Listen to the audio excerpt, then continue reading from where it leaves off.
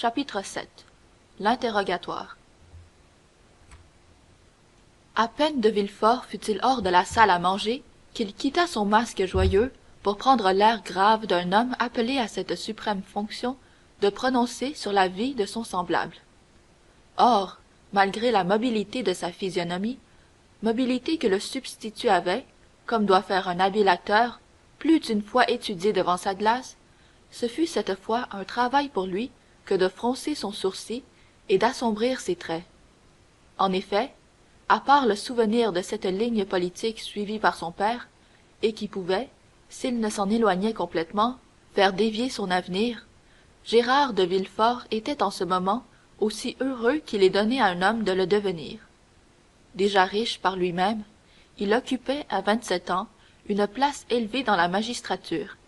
Il épousait une jeune et belle personne qu'il aimait, non pas passionnément, mais avec raison, comme un substitut du procureur du roi peut aimer. Et, outre sa beauté, qui était remarquable, mademoiselle de Saint Méran, sa fiancée, appartenait à une des familles les mieux en cour de l'époque. Et outre l'influence de son père et de sa mère, qui, n'ayant point d'autre enfant, pouvaient la conserver tout entière à leur gendre, elle apportait encore à son mari une dot de 50 000 écus, qui, grâce aux espérances, ce mot atroce inventé par les entremetteurs de mariage, pouvait s'augmenter un jour d'un héritage d'un demi-million. Tous ces éléments réunis composaient donc pour Villefort un total de félicité éblouissant, à ce point qu'il lui semblait voir des taches au soleil, quand il avait longtemps regardé sa vie intérieure avec la vue de l'âme. À la porte, il trouva le commissaire de police qui l'attendait. La vue de l'homme noir le fit aussitôt retomber des hauteurs du troisième ciel sur la terre matérielle où nous marchons. Il composa son visage, comme nous l'avons dit, et s'approchant de l'officier de justice, me voici, monsieur, lui dit-il. J'ai lu la lettre, et vous avez bien fait d'arrêter cet homme. Maintenant, donnez-moi sur lui et sur la conspiration tous les détails que vous avez recueillis. De la conspiration, monsieur, nous ne savons rien encore. Tous les papiers saisis sur lui ont été enfermés en une seule liasse et déposés cachetés sur votre bureau. Quant au prévenu, vous l'avez vu par la lettre même qui le dénonce, c'est un nommé Edmond Dantès, second à bord du Trois-Mâts le Pharaon, faisant le commerce de coton avec Alexandrie et Smyrne, et appartenant à la maison Morel et Fils de Marseille. Avant de servir dans la marine marchande, avait-il servi dans la marine militaire? Oh non, monsieur, c'est un tout jeune homme. Quel âge? 19 ou 20 ans, au plus.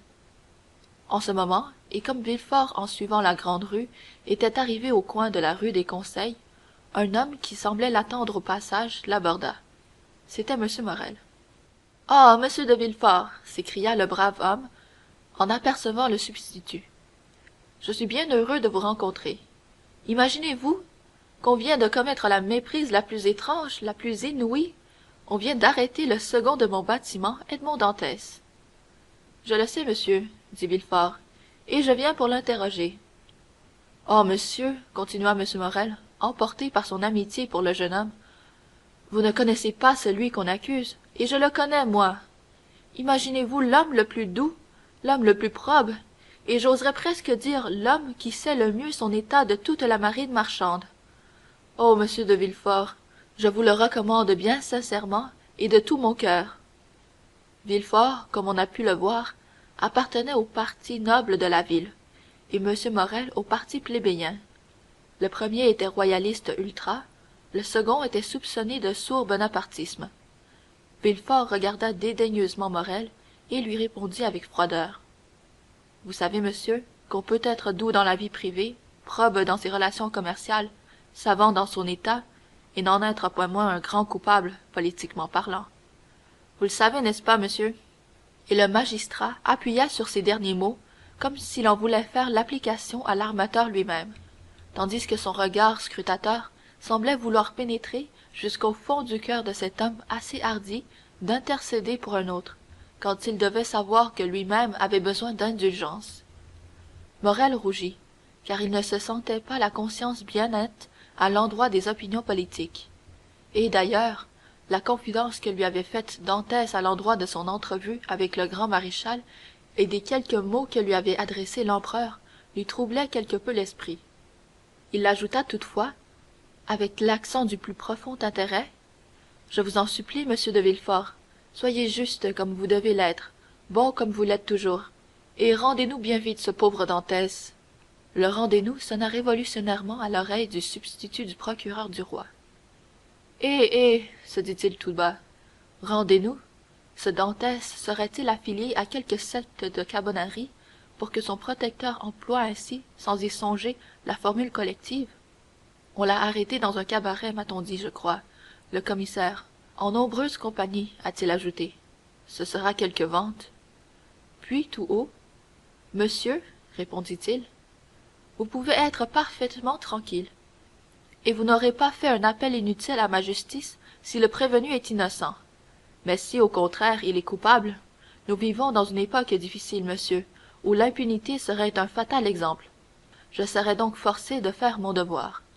Et sur ce, comme il était arrivé à la porte de sa maison adossée au palais de justice, il entra majestueusement, après avoir salué avec une politesse de glace le malheureux armateur, qui resta comme pétrifié à la place où l'avait quitté Villefort.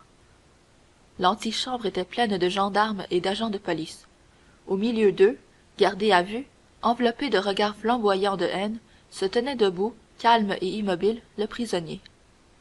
Villefort traversa l'antichambre, jeta un regard oblique sur Dantès, et, après avoir pris une liasse que lui remit un agent, disparut en disant: qu'on amène le prisonnier.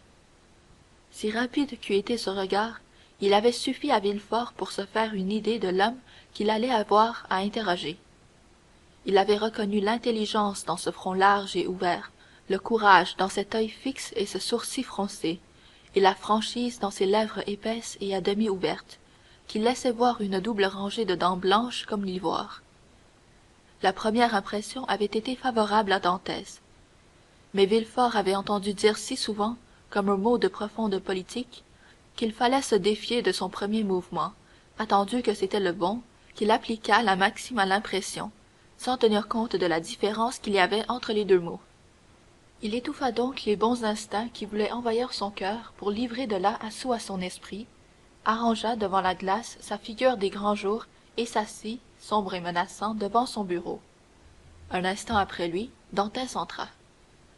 Le jeune homme était toujours pâle, mais calme et souriant. Il salua son juge avec une politesse aisée, puis chercha des yeux un siège, comme s'il eût été dans le salon de l'armateur Morrel. Ce fut alors seulement qu'il rencontra ce regard terne de Villefort, ce regard particulier aux hommes de palais, qui ne veulent pas qu'on lise dans leurs pensées et qui font de leur œil un verre dépoli. Ce regard lui apprit qu'il était devant la justice, figure aux sombres façons. « Qui êtes-vous et comment vous nommez-vous » demanda Villefort, en feuilletant ces notes que l'agent avait remises en entrant, et qui, depuis une heure, étaient déjà devenues volumineuses, tant la corruption des espionnages s'attache vite à ce corps malheureux qu'on nomme les prévenus. « Je m'appelle Edmond Dantès, monsieur, » répondit le jeune homme d'une voix calme et sonore. « Je suis second à bord du navire le Pharaon, qui appartient à monsieur Morrel et Fils. » « Votre âge » continua Villefort. « 19 ans, » répondit Dantès. « Que faisiez-vous au moment où vous avez été arrêté ?»« J'assistais au repas de mes propres fiançailles, monsieur, » dit Dantès d'une voix légèrement émue, tant le contraste était douloureux de ces moments de joie avec la lugubre cérémonie qui s'accomplissait, tant le visage sombre de M. de Villefort faisait briller de toute sa lumière la rayonnante figure de Mercédès. « Vous assistiez au repas de vos fiançailles » dit le substitut en tressaillant malgré lui. « Oui, monsieur. Je suis sur le point d'épouser une femme que j'aime depuis 3 ans. » Villefort, tout impassible qu'il était d'ordinaire, fut cependant frappé de coïncidence, et cette voix émue de Dantès, surpris au milieu de son bonheur, alla éveiller une fibre sympathique au fond de son âme.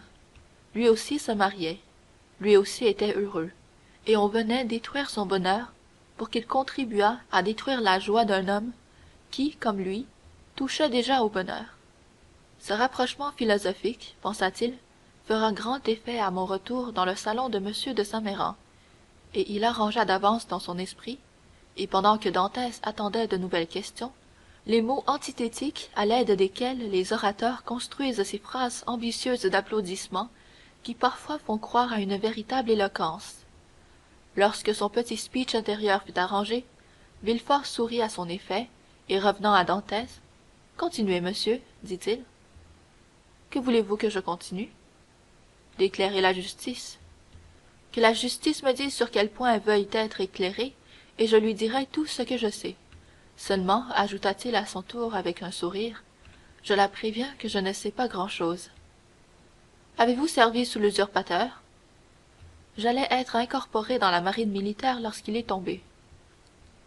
On dit vos opinions politiques exagérées, dit Villefort, à qui l'on n'avait pas soufflé un mot de cela, mais qui n'était pas fâché de poser la demande comme on pose une accusation.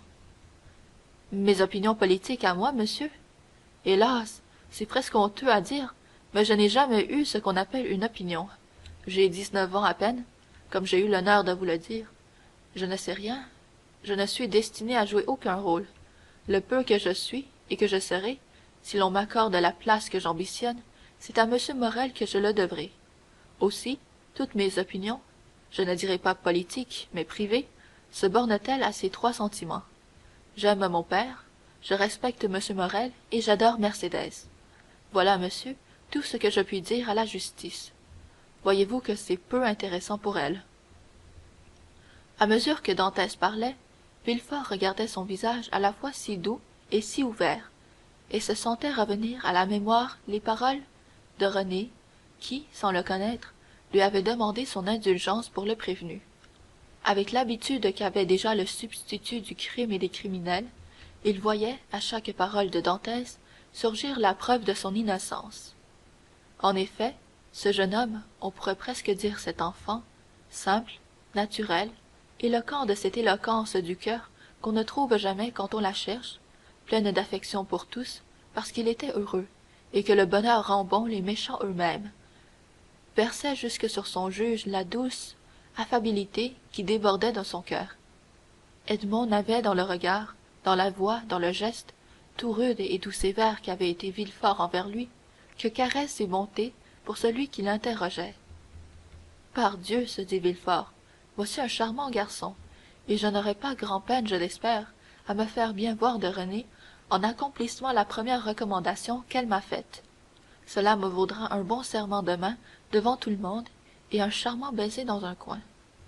Et à cette douce espérance, la figure de Villefort s'épanouit, de sorte que, lorsqu'il reporta ses regards de sa pensée à Dantès, Dantès, qui avait suivi tous les mouvements de physionomie de son juge, souriait comme sa pensée. Monsieur, dit Villefort, vous connaissez-vous quelques ennemis? Des ennemis à moi, dit Dantès. J'ai le bonheur d'être trop peu de chose pour que ma position m'en ait fait. Quant à mon caractère, un peu vif peut-être, j'ai toujours essayé de l'adoucir envers mes subordonnés.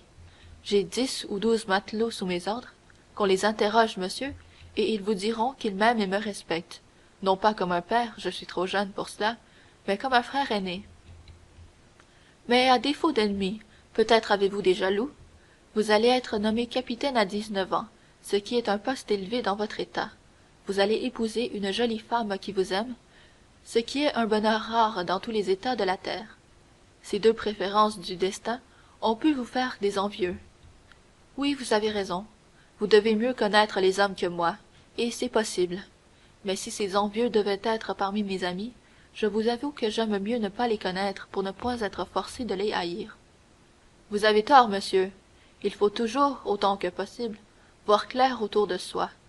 Et en vérité, vous me paraissez un si digne jeune homme que je vais m'écarter pour vous des règles ordinaires de la justice et vous aider à faire jaillir la lumière en vous communiquant la dénonciation qui vous amène devant moi. Voici le papier accusateur. Reconnaissez-vous l'écriture? Et Villefort tira la lettre de sa poche et la présenta à Dantès. Dantès regarda et lut. Un nuage passa sur son front, et il dit « Non, monsieur, je ne connais pas cette écriture. Elle est déguisée, et, cependant, elle est d'une forme assez franche. En tout cas, c'est une main habile qui l'a tracée. Je suis bien heureux, ajouta-t-il en regardant avec reconnaissance Villefort, d'avoir affaire à un homme tel que vous, car en effet mon envieux est un véritable ennemi. » Et à l'éclair qui passa dans les yeux du jeune homme, en prononçant ces paroles, Villefort put distinguer tout ce qu'il y avait de violente énergie cachée sous cette première douceur. Et maintenant, voyons, dit le substitut, répondez-moi franchement, monsieur, non pas comme un prévenu à son juge, mais comme un homme dans une fausse position répond à un autre homme qui s'intéresse à lui. Qu'y a-t-il de vrai dans cette accusation anonyme? Et Villefort jeta avec dégoût sur le bureau la lettre que Dantès venait de lui rendre. Tout et rien, monsieur. Et voici la vérité pure, sur mon honneur de marin, sur mon amour pour Mercédès, sur la vie de mon père. Parlez, monsieur, dit tout haut Villefort. Puis, tout bas, il ajouta. Si Renée pouvait me voir, j'espère qu'elle serait contente de moi, et qu'elle ne m'appellerait plus un coupeur de tête. Eh bien, en quittant Naples, le capitaine Leclerc tomba malade d'une fièvre cérébrale. Comme nous n'avions pas de médecin à bord, et qu'il ne voulut relâcher sur aucun point de la côte, pressé qu'il était de se rendre à l'île d'Elbe, sa maladie empira au point que vers la fin du troisième jour, sentant qu'il allait mourir, il m'appela près de lui. Mon cher Dantès, me dit-il, jurez-moi sur votre honneur de faire ce que je vais vous dire. Il y va des plus hauts intérêts. Je vous le jure, capitaine, lui répondis-je. Eh bien, comme après ma mort le commandement du navire vous appartient, en qualité de second, vous prendrez ce commandement, vous mettrez le cap sur l'île d'Elbe, vous débarquerez à Porto Ferrajo, vous demanderez le grand maréchal, vous lui remettrez cette lettre, peut-être alors vous remettra-t-on une autre lettre et vous chargera-t-on de quelque mission. Cette mission qui m'était réservée, Dantès, vous l'accomplirez à ma place, et tout l'honneur en sera pour vous. Je le ferai, capitaine, mais peut-être n'arrive-t-on pas si facilement que vous le pensez près du grand maréchal. Voici une bague que vous lui ferez parvenir, dit le capitaine, et qui lèvera toutes les difficultés. Et à ces mots, il me remit une bague. Il était temps. 2 heures après le délire le prit, le lendemain, il était mort. Et que fîtes-vous alors? Ce que je devais faire, monsieur, ce que tout autre eût fait à ma place. En tout cas, les prières d'un mourant sont sacrées, mais chez les marins, les prières d'un supérieur sont des ordres que l'on doit accomplir. Je fis donc voile vers l'île d'Elbe, où j'arrivai le lendemain, je consignai tout le monde à bord, et je descendis seul à terre. Comme je l'avais prévu, on fit quelques difficultés pour m'introduire près du grand maréchal, mais je lui envoyai la bague, qui devait me servir de signe de reconnaissance, et toutes les portes s'ouvrirent devant moi. Il me reçut, m'interrogea sur les dernières circonstances de la mort du malheureux Leclerc, et, comme celui-ci l'avait prévu, il me remit une lettre qu'il me chargea de porter en personne à Paris. Je le lui promis, car c'était accomplir les dernières volontés de mon capitaine. Je descendis à terre, je réglai rapidement toutes les affaires de bord, puis je courus voir ma fiancée, que je retrouvai plus belle et plus aimante que jamais. Grâce à M. Morrel, nous passâmes par-dessus toutes les difficultés ecclésiastiques. Enfin, monsieur, j'assistais, comme je vous l'avais dit, au repas de mes fiançailles. J'allais me marier dans 1 heure, et je comptais partir demain pour Paris, lorsque, sur cette dénonciation que vous paraissez maintenant mépriser autant que moi, je fus arrêté. Oui, oui, murmura Villefort, tout cela me paraît être la vérité, et, si vous êtes coupable, c'est imprudence. Encore cette imprudence était-elle légitimée par les ordres de votre capitaine. Rendez-nous cette lettre qu'on vous a remise à l'île d'Elbe. Donnez-moi votre parole de vous représenter à la première réquisition et allez rejoindre vos amis. Ah, je suis libre, monsieur, s'écria Dantès au comble de la joie. Oui, seulement donnez-moi cette lettre. Elle doit être devant vous, monsieur, car on me l'a prise avec mes autres papiers, et j'en reconnais quelques-uns dans cette liasse. Attendez, dit le substitut à Dantès, qui prenait ses gants et son chapeau. Attendez, à qui est-elle adressée?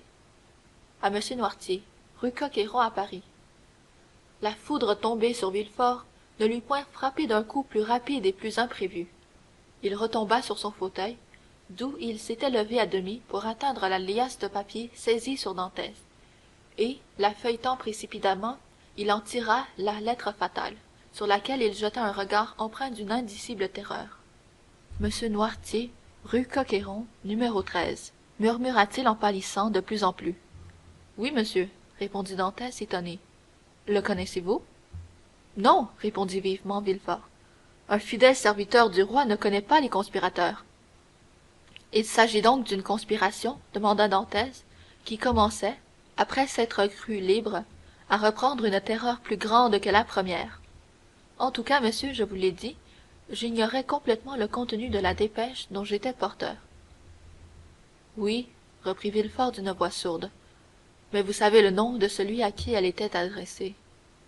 Pour la remettre à lui-même, monsieur, il fallait bien que je le susse. Et vous n'avez montré cette lettre à personne, dit Villefort tout en lisant et pâlissant à mesure qu'il lisait. À personne, monsieur, sur l'honneur. Tout le monde ignore que vous étiez porteur d'une lettre venant de l'île d'Elbe et adressée à monsieur Noirtier? Tout le monde, monsieur, excepté celui qui me l'a remise. C'est trop, c'est encore trop, murmura Villefort. Le front de Villefort s'obscurcissait de plus en plus à mesure qu'il avançait vers la fin.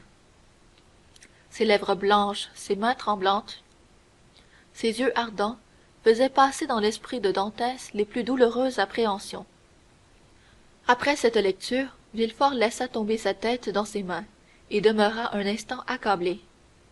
Oh mon Dieu, qu'y a-t-il donc, monsieur demanda timidement Dantès.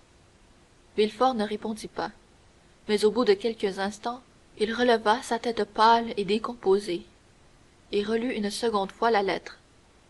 Et vous dites que vous ne savez pas ce que contenait cette lettre, reprit Villefort. Sur l'honneur, je le répète, monsieur, dit Dantès, je l'ignore. Mais qu'avez-vous vous-même, mon Dieu? Vous allez vous trouver mal. Voulez-vous que je sonne? Voulez-vous que j'appelle? Non, monsieur, dit Villefort en se levant vivement. Ne bougez pas, ne dites pas un mot. C'est à moi de donner des ordres ici, et non pas à vous. Monsieur, dit Dantès blessé, c'était pour venir à votre aide, voilà tout. Je n'ai besoin de rien. Un éblouissement passager, voilà tout. Occupez-vous de vous et non de moi. Répondez. Dantès attendit l'interrogatoire qu'annonçait cette demande, mais inutilement. Villefort retomba sur son fauteuil, passa une main glacée sur son front ruisselant de sueur, et pour la troisième fois se mit à relire la lettre.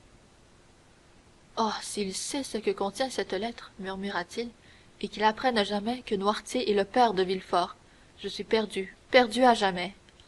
Et de temps en temps, il regardait Edmond, comme si son regard eût pu briser cette barrière invisible qui renferme dans le cœur les secrets que garde la bouche. Oh, n'en doutons plus, s'écria-t-il tout à coup. Mais, au nom du ciel, monsieur, s'écria le malheureux jeune homme, si vous doutez de moi, si vous me soupçonnez, interrogez-moi, et je suis prêt à vous répondre. Villefort fit sur lui-même un effort violent, et d'un ton qu'il voulait rendre assuré, monsieur, dit-il, les charges les plus graves résultent pour vous de votre interrogatoire. Je ne suis donc pas le maître comme je l'avais espéré d'abord, de vous rendre à l'instant même la liberté. Je dois, avant de prendre une pareille mesure, consulter le juge d'instruction. En attendant, vous avez vu de quelle façon j'en ai agi envers vous. Oh oui, monsieur, s'écria Dantès. Et je vous remercie, car vous avez été pour moi plutôt un ami qu'un juge. Eh bien, monsieur, je vais vous retenir quelque temps encore prisonnier, le moins longtemps que je pourrai. La principale charge qui existe contre vous, c'est cette lettre. Et vous voyez, Villefort s'approcha de la cheminée, la jeta dans le feu, et demeura jusqu'à ce qu'elle fût réduite en cendres. Et vous voyez, continua-t-il, je l'anéantis. Oh, s'écria Dantès, monsieur, vous êtes plus que la justice, vous êtes la bonté. Mais écoutez-moi, poursuivit Villefort. Après un pareil acte, vous comprenez que vous pouvez avoir confiance en moi, n'est-ce pas? Or, monsieur, ordonnez et je suivrai vos ordres. Non, dit Villefort en s'approchant du jeune homme. Non, ce ne sont pas des ordres que je veux vous donner. Vous le comprenez, ce sont des conseils. Dites, et je m'y conformerai comme à des ordres. Je vais vous garder jusqu'au soir ici, au palais de justice. Peut-être qu'un autre que moi viendra vous interroger. Dites tout ce que vous m'avez dit, mais pas un mot de cette lettre. Je vous le promets, monsieur. C'était Villefort qui semblait supplier. C'était le prévenu qui rassurait le juge. Vous comprenez, dit-il, en jetant un regard sur les cendres, qui conservaient encore la forme du papier, et qui voltigeaient au-dessus des flammes. Maintenant, cette lettre est anéantie. Vous et moi savons seuls qu'elle a existé. On ne vous la représentera point. Niez-la donc si on vous en parle. Niez-la hardiment et vous êtes sauvé. Je nierai, monsieur, soyez tranquille, dit Dantès. Bien, bien, dit Villefort, en portant la main au cordon d'une sonnette. Puis, s'arrêtant, au moment de sonner, c'était la seule lettre que vous eussiez, dit-il. La seule. Faites-en serment. Dantès étendit la main. Je le jure, dit-il. Villefort sonna. Le commissaire de police entra. Villefort s'approcha de l'officier public et lui dit quelques mots à l'oreille. Le commissaire répondit par un simple signe de tête. Suivez, monsieur, dit Villefort à Dantès. Dantès s'inclina, jeta un regard de reconnaissance à Villefort et sortit. À peine la porte fut-elle fermée derrière lui que les forces manquèrent à Villefort et qu'il tomba presque évanoui sur un fauteuil. Puis, au bout d'un instant, « Oh, mon Dieu !» murmura-t-il. « À quoi tiennent la vie et la fortune? Si le procureur du roi eût été à Marseille, si le juge d'instruction eût été appelé au lieu de moi, j'étais perdu. Et ce papier maudit me précipitait dans l'abîme. Ah, mon père, serez-vous donc toujours un obstacle à mon bonheur en ce monde, et dois-je lutter éternellement avec votre passé? » Puis, tout à coup, une lueur inattendue parut passer par son esprit et illumina son visage. Un sourire se dessina sur sa bouche encore crispée, ses yeux hagards devinrent fixes et parurent s'arrêter sur une pensée. C'est cela, dit-il. Oui, cette lettre qui devait me perdre fera ma fortune peut-être. Allons, Villefort, à l'œuvre.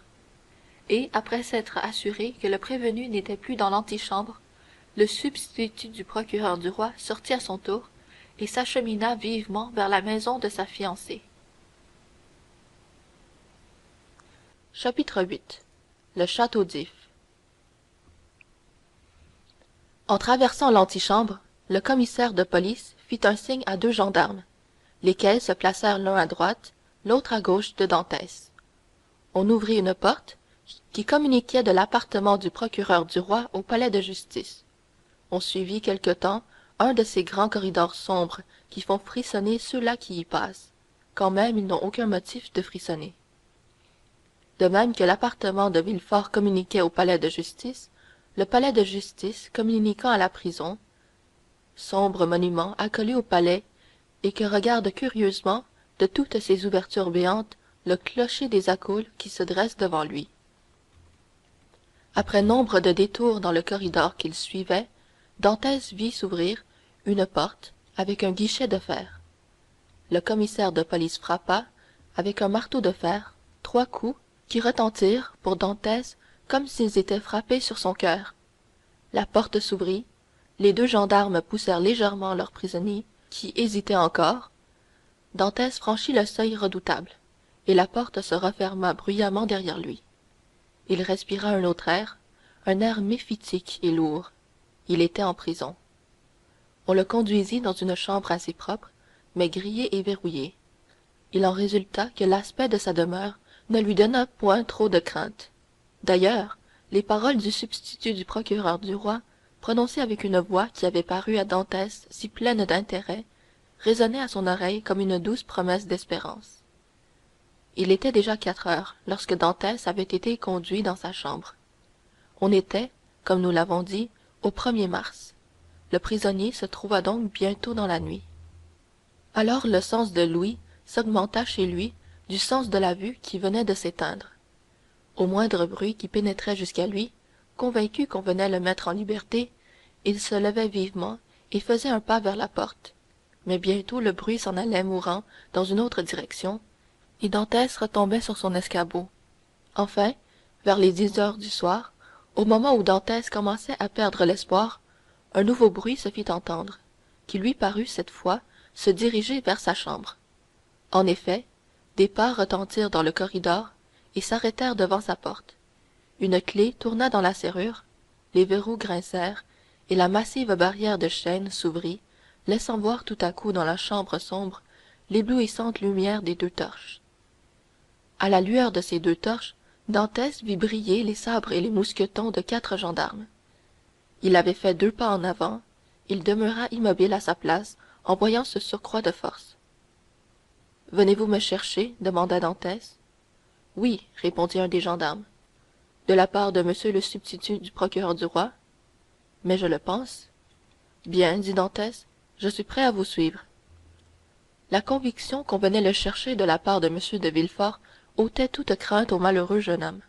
Il s'avança donc, calme d'esprit, libre de démarche, et se plaça de lui-même au milieu de son escorte. Une voiture attendait à la porte de la rue, le cocher était sur son siège, un exempt était assis près du cocher. Est-ce donc pour moi que cette voiture-là demanda Dantès. C'est pour vous, répondit un des gendarmes. Montez. Dantès voulut faire quelques observations, mais la portière s'ouvrit. Il sentit qu'on le poussait. Il n'avait ni la possibilité ni même l'intention de faire résistance. Il se trouva en un instant assis au fond de la voiture, entre deux gendarmes. Les deux autres s'assirent sur la banquette de devant, et la pesante machine se mit à rouler avec un bruit sinistre. Le prisonnier jeta les yeux sur les ouvertures. Elles étaient grillées. Il n'avait fait que changer de prison. Seulement celle-là roulait et le transportait en roulant vers un but ignoré. À travers les barreaux serrés, à pouvoir à peine y passer la main, Dantès reconnut cependant qu'on longeait la rue Caisserie et que par la rue Saint-Laurent et la rue Taramis, on descendait vers le quai. Bientôt, il vit, à travers ces barreaux, à lui, et les barreaux du monument près duquel il se trouvait, briller les lumières de la consigne. La voiture s'arrêta, l'exempt descendit, s'approcha du corps de garde. Une douzaine de soldats en sortirent et se mirent en haie. Dantès voyait, à la lueur des réverbères du quai, reluire leurs fusils. Serait-ce pour moi, se demanda-t-il, que l'on déploie une pareille force militaire? L'exempt, en ouvrant la portière qui fermait à clef, quoique sans prononcer une seule parole, répondit à cette question, car Dantès vit, entre les deux haies de soldats, un chemin ménagé pour lui de la voiture au port. Les deux gendarmes qui étaient assis sur la banquette de devant descendirent les premiers, puis on le fit descendre à son tour. Puis ceux qui se tenaient à ses côtés le suivirent. On marcha vers un canot qu'un marinier de la douane maintenait près du quai par une chaîne. Les soldats regardèrent passer Dantès d'un air de curiosité hébétée. En un instant, il fut installé à la poupe du bateau, toujours entre ces quatre gendarmes, tandis que l'exempt se tenait à la proue. Une violente secousse éloigna le bateau du port. Quatre rameurs nagèrent vigoureusement vers le pilon. À un cri poussé de la barque, la chaîne qui ferme le port s'abaissa, et Dantès se trouva dans ce qu'on appelle le frioul, c'est-à-dire hors du port. Le premier mouvement du prisonnier, en se trouvant en plein air, avait été un mouvement de joie. L'air, c'est presque la liberté. Il respira donc à pleine poitrine cette brise vivace qu'apportent sur ses ailes toutes ces senteurs inconnues de la nuit et de la mer. Bientôt, cependant, il poussa un soupir. Il passait devant cette réserve où il avait été si heureux le matin même, pendant l'heure qui avait précédé son arrestation, et, à travers l'ouverture ardente de deux fenêtres, le bruit joyeux d'un bal arrivait jusqu'à lui. Dantès joignit ses mains, leva les yeux au ciel et pria. La barque continuait son chemin. Elle avait dépassé la tête de mort, elle était en face de l'anse du pharo. Elle allait doubler la batterie, c'était une manœuvre incompréhensible pour Dantès. Mais où donc me menez-vous demanda-t-il à l'un des gendarmes. Vous le saurez tout à l'heure. Mais encore, il nous est interdit de vous donner aucune explication. Dantès était à moitié soldat. Questionner des subordonnés auxquels il était défendu de répondre lui parut une chose absurde, et il se tut. Alors les pensées les plus étranges passèrent par son esprit. Comme on ne pouvait faire une longue route dans une pareille barque, comme il n'y avait aucun bâtiment à l'ancre du côté où l'on se rendait, il pensa qu'on allait le déposer sur un point éloigné de la côte et lui dire qu'il était libre. Il n'était point attaché, on n'avait fait aucune tentative pour lui mettre les menottes. Cela lui paraissait d'un bon augure. D'ailleurs, le substitut, si excellent pour lui, ne lui avait-il pas dit que, pourvu qu'il ne prononçât point ce nom fatal de Noirtier, il n'avait rien à craindre? Villefort n'avait-il pas, en sa présence, anéanti cette dangereuse lettre, seule preuve qu'il eût contre lui? Il attendit donc, muet et pensif, et essayant de percer, avec cet œil du marin exercé aux ténèbres et accoutumé à l'espace, l'obscurité de la nuit. On avait laissé à droite l'île Ratonneau, où brûlait un phare, et tout en longeant presque la côte, on était arrivé à la hauteur de l'anse des Catalans. Là, les regards du prisonnier redoublèrent d'énergie. C'était là qu'était Mercédès, et il lui semblait à chaque instant voir se dessiner sur le rivage sombre la forme vague et indécise d'une femme. Comment un pressentiment ne disait-il pas à Mercédès que son amant passait à 300 pas d'elle? Une seule lumière brillait aux Catalans. En interrogeant la position de cette lumière, Dantès reconnut qu'elle éclairait la chambre de sa fiancée. Mercédès était la seule qui veillât dans toute la petite colonie. En poussant un grand cri, le jeune homme pouvait être entendu de sa fiancée. Une fausse honte le retint. Que diraient ces hommes qui le regardaient, en l'entendant crier comme un insensé? Il resta donc muet et les yeux fixes sur cette lumière. Pendant ce temps, la barque continuait son chemin, mais le prisonnier ne pensait point à la barque, il pensait à Mercédès. Un accident de terrain fit disparaître la lumière. Dantès se retourna et s'aperçut que la barque gagnait le large. Pendant qu'il regardait, absorbé dans sa propre pensée, on avait substitué les voiles aux rames, et la barque s'avançait maintenant, poussée par le vent. Malgré la répugnance qu'éprouvait Dantès à adresser au gendarme de nouvelles questions, il se rapprocha de lui et lui prenant la main, camarade, lui dit-il, au nom de votre conscience et par votre qualité de soldat, je vous adjure d'avoir pitié de moi et de me répondre. Je suis le capitaine Dantès, bon et loyal français, quoiqu'accusé de je ne sais quelle trahison. Où me menez-vous? Dites-le, et foi de marin, je me rangerai à mon devoir et me résignerai à mon sort. Le gendarme se gratta l'oreille, regarda son camarade. Celui-ci fit un mouvement qui voulait dire à peu près: il me semble qu'au point où nous en sommes il n'y a pas d'inconvénient, et le gendarme se retourna vers Dantès. Vous êtes Marseillais et marin, dit-il, et vous me demandez où nous allons? Oui, car sur mon honneur je l'ignore. Ne vous en doutez-vous pas? Aucunement. Ce n'est pas possible. Je vous le jure, sur ce que j'ai de plus sacré au monde. Répondez-moi donc, de grâce. Mais la consigne? La consigne ne vous défend pas de m'apprendre ce que je saurai dans 10 minutes, dans une demi-heure, dans une heure peut-être. Seulement vous m'épargnez d'ici là des siècles d'incertitude. Je vous le demande comme si vous étiez mon ami. Regardez, je ne veux ni me révolter, ni fuir. D'ailleurs, je ne le puis. Où allons-nous? À moins que vous n'ayez un bandeau sur les yeux, ou que vous ne soyez jamais sorti du port de Marseille, vous devez cependant deviner où vous allez? Non. Regardez autour de vous, alors. Dantès se leva, jeta naturellement les yeux sur le point où paraissait se diriger le bateau, et à 100 toises devant lui, il vit s'élever la roche noire et ardue sur laquelle monte, comme une superfétation, du silex, le sombre château d'If. Cette forme étrange, cette prison autour de laquelle règne une si profonde terreur, cette forteresse qui fait vivre depuis 300 ans Marseille de ses lugubres traditions, apparaissant ainsi tout à coup à Dantès qui ne songeait point à elle, lui fit l'effet que fait au condamné à mort l'aspect de l'échafaud. Oh mon Dieu! s'écria-t-il, le château d'If!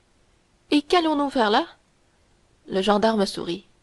Mais on ne me mène pas là pour être emprisonné, continua Dantès. Le château d'If est une prison d'État destinée seulement aux grands coupables politiques. Je n'ai commis aucun crime. Est-ce qu'il y a des juges d'instruction, des magistrats quelconques au château d'If?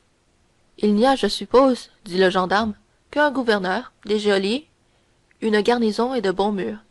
Allons, allons, l'ami, ne faites pas tant l'étonné, car en vérité vous me feriez croire que vous reconnaissez ma complaisance en vous moquant de moi. Dantès serra la main du gendarme à la lui briser.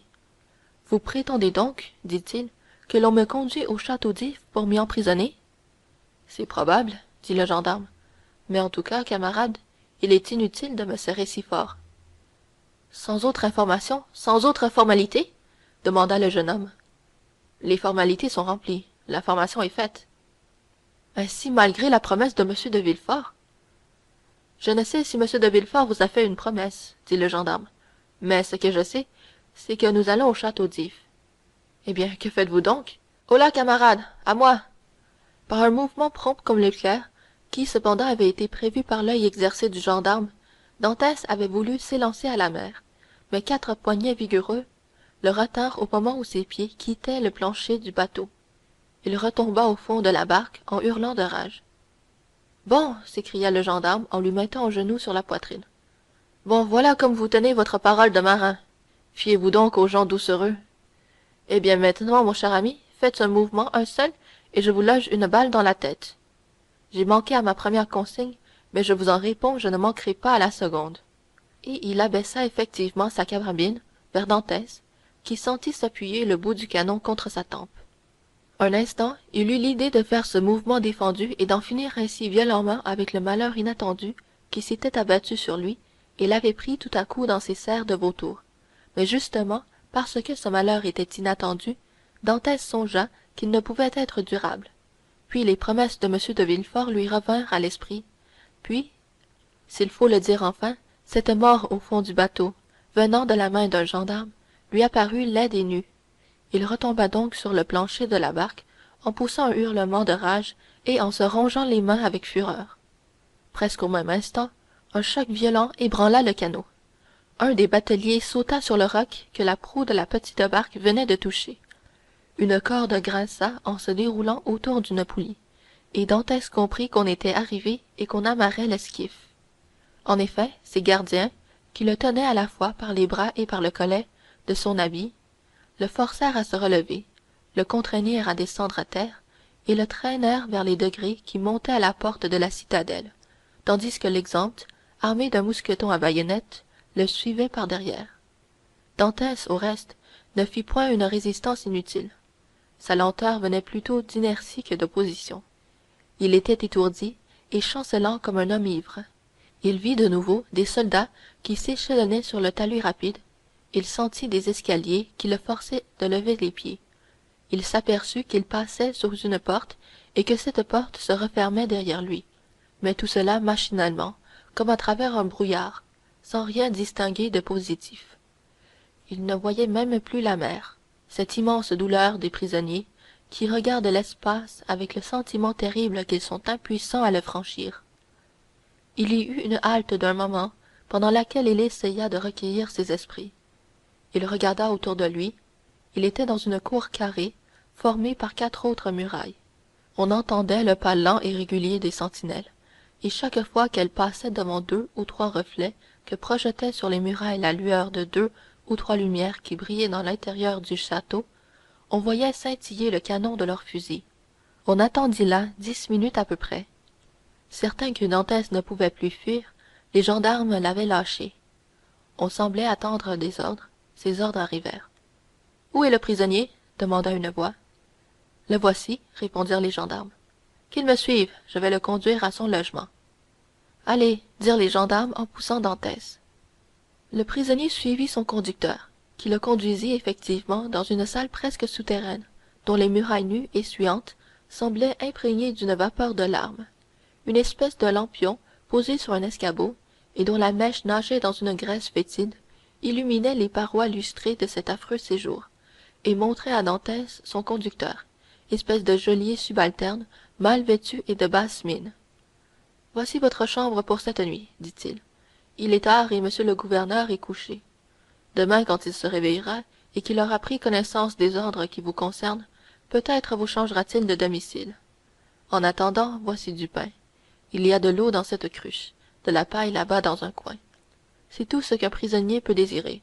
Bonsoir. » Et avant que Dantès eût songé à ouvrir la bouche pour lui répondre, avant qu'il eût remarqué où le geôlier posait ce pain, avant qu'il se fût rendu compte de l'endroit où gisait cette cruche, avant qu'il eût tourné des yeux vers le coin où l'attendait cette paille destinée à lui servir de lit, le geôlier avait pris le lampion et, refermant la porte, enlevé au prisonnier ce reflet blafard que lui avait montré, comme à la lueur d'un éclair, les murs ruisselants de sa prison. Alors il se trouva seul, dans les ténèbres et dans le silence, aussi muet et aussi sombre que ces voûtes dont il sentait le froid glacial s'abaisser sur son front brûlant. Quand les premiers rayons du jour eurent ramené un peu de clarté dans cet antre, le geôlier revint, avec ordre de laisser le prisonnier où il était. Dantès n'avait point changé de place. Une main de fer semblait l'avoir cloué à l'endroit même où la veille il s'était arrêté. Seulement son œil profond se cachait sous une enflure causée par la vapeur humide de ses larmes. Il était immobile et regardait la terre. Il avait ainsi passé toute la nuit debout, sans dormir un seul instant. Le geôlier s'approcha de lui, tourna autour de lui, mais Dantès ne parut pas le voir. Il lui frappa sur l'épaule. Dantès tressaillit et secoua la tête. « N'avez-vous donc pas dormi » demanda le geôlier. « Je ne sais pas, » répondit Dantès. Le geôlier le regarda avec étonnement. N'avez-vous pas faim? Continua-t-il. Je ne sais pas, répondit encore Dantès. Voulez-vous quelque chose? Je voudrais voir le gouverneur. Le geôlier haussa les épaules et sortit. Dantès le suivit des yeux, tendit les mains vers la porte entr'ouverte, mais la porte se referma. Alors sa poitrine sembla se déchirer dans un long sanglot. Les larmes qui gonflaient sa poitrine jaillirent comme deux ruisseaux. Il se précipita le front contre terre et pria longtemps, repassant dans son esprit toute sa vie passée et se demandant à lui-même quel crime il avait commis dans cette vie, si jeune encore, qui méritât une si cruelle punition. La journée se passa ainsi. À peine s'il mangea quelques bouchées de pain et but quelques gouttes d'eau. Tantôt il restait assis et absorbé dans ses pensées. Tantôt il tournait autour de sa prison comme fait un animal sauvage enfermé dans une cage de fer.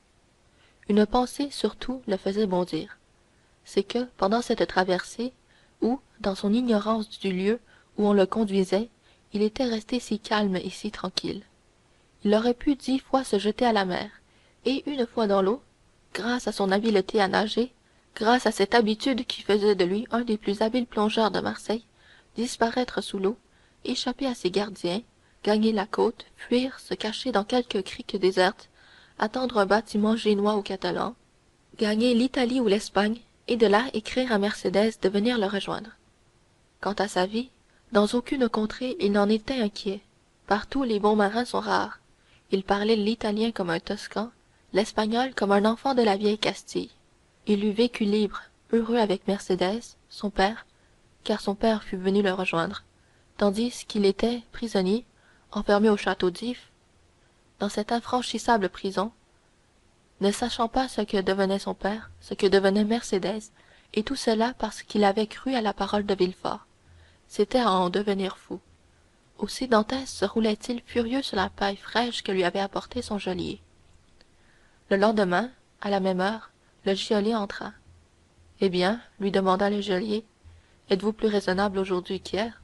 Dantès ne répondit point. Voyons donc, dit celui-ci, un peu de courage. Désirez-vous quelque chose qui soit à ma disposition? Voyons, dites. Je désire parler au gouverneur. Eh, dit le geôlier avec impatience, je vous ai déjà dit que c'est impossible. Pourquoi cela impossible? Parce que, par les règlements de la prison, il n'est point permis à un prisonnier de le demander. Qu'y a-t-il donc de permis ici? Demanda Dantès. Une meilleure nourriture en payant, la promenade et quelquefois des livres.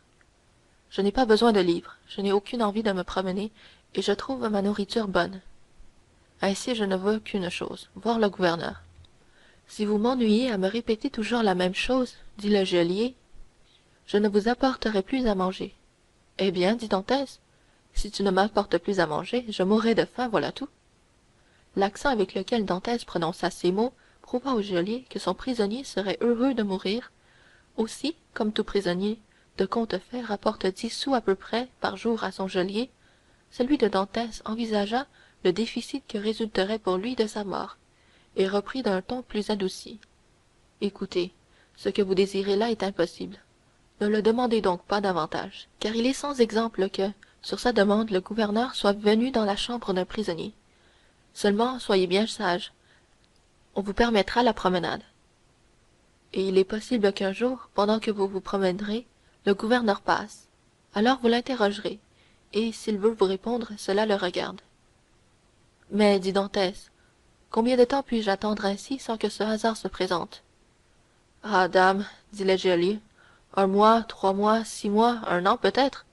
C'est trop long, dit Dantès. Je veux le voir tout de suite. Ah, dit le geôlier, ne vous absorbez pas ainsi dans un seul désir impossible. Ou avant 15 jours vous serez fou. Ah, tu crois, dit Dantès. Oui, fou. C'est toujours ainsi que commence la folie. Nous en avons un exemple ici. C'est en offrant sans cesse 1 million au gouverneur, si on voulait le mettre en liberté, que le cerveau de l'abbé qui habitait cette chambre avant vous s'est détraqué. Et combien y a-t-il qu'il a quitté cette chambre? 2 ans. On l'a mis en liberté? Non, on l'a mis au cachot. Écoute, dit Dantès, je ne suis pas un abbé, je ne suis pas un fou. Peut-être le deviendrai-je, mais malheureusement, à cette heure, j'ai encore tout mon bon sens. je vais te faire une autre proposition. Laquelle? Je ne t'offrirai pas 1 million, moi, car je ne pourrai pas te le donner. Mais je t'offrirai 100 écus si tu veux, la première fois que tu iras à Marseille, descendre jusqu'aux Catalans et remettre une lettre à une jeune fille qu'on appelle Mercédès. Pas même une lettre, 2 lignes seulement. Si je portais ces 2 lignes et que je fusse découvert, je perdrais ma place, qui est de 1000 livres par an, sans compter les bénéfices et la nourriture. Vous voyez donc bien que je serais un grand imbécile de risquer de perdre 1000 livres pour en gagner 300. Eh bien, dit Dantès, écoute et retiens bien ceci. Si tu refuses de porter 2 lignes à Mercédès, ou tout au moins de la prévenir que je suis ici, un jour je t'attendrai caché derrière ma porte, et au moment où tu entreras, je te briserai la tête avec cet escabeau. Des menaces! S'écria le geôlier en faisant un pas en arrière et en se mettant sur la défensive. Décidément, la tête vous tourne. L'abbé a commencé comme vous, et dans 3 jours vous serez fou allié, comme lui. Heureusement que l'on a des cachots au château d'If. Dantès prit l'escabeau et le fit tournoyer autour de sa tête. C'est bien, dit le geôlier. Eh bien, puisque vous le voulez absolument, on va prévenir le gouverneur. À la bonne heure, dit Dantès en reposant son escabeau sur le sol et en s'asseyant dessus, la tête basse et les yeux hagards, comme s'il devenait réellement un insensé. Le geôlier sortit, et un instant après rentra avec 4 soldats et un caporal. Par ordre du gouverneur, dit-il, descendez le prisonnier un étage au-dessous de celui-ci. Au cachot alors, dit le caporal. Au cachot. Il faut mettre les fous avec les fous. Les 4 soldats s'emparèrent de Dantès, qui tomba dans une espèce d'atonie, et les suivit sans résistance. On lui fit descendre 15 marches, et on ouvrit la porte d'un cachot dans lequel il entra en murmurant. Il a raison, il faut mettre les fous avec les fous. La porte se referma, et Dantès alla devant lui, les mains étendues jusqu'à ce qu'il sentît le mur. Alors il s'assit dans un angle et resta immobile, tandis que ses yeux, s'habituant peu à peu à l'obscurité, commençaient à distinguer les objets. Le geôlier avait raison. Il s'en fallait de bien peu que Dantès ne fût fou. Chapitre 9. Le soir des fiançailles. Villefort, comme nous l'avons dit, avait repris le chemin de la place du Grand-Cours, et en rentrant dans la maison de Mme de Saint-Méran, il trouva les convives qu'il avait laissés à table passer au salon et prenant le café. Renée l'attendait avec une impatience qui était partagée par tout le reste de la société. Aussi fut-il accueilli par une exclamation générale. Eh bien, trancheur de tête, soutien de l'État, Brutus royaliste, s'écria l'un. Qu'y a-t-il? Voyons. Eh bien, sommes-nous menacés d'un nouveau régime de la terreur? Demanda l'autre. L'ogre de Corse serait-il sorti de sa caverne? Demanda un troisième.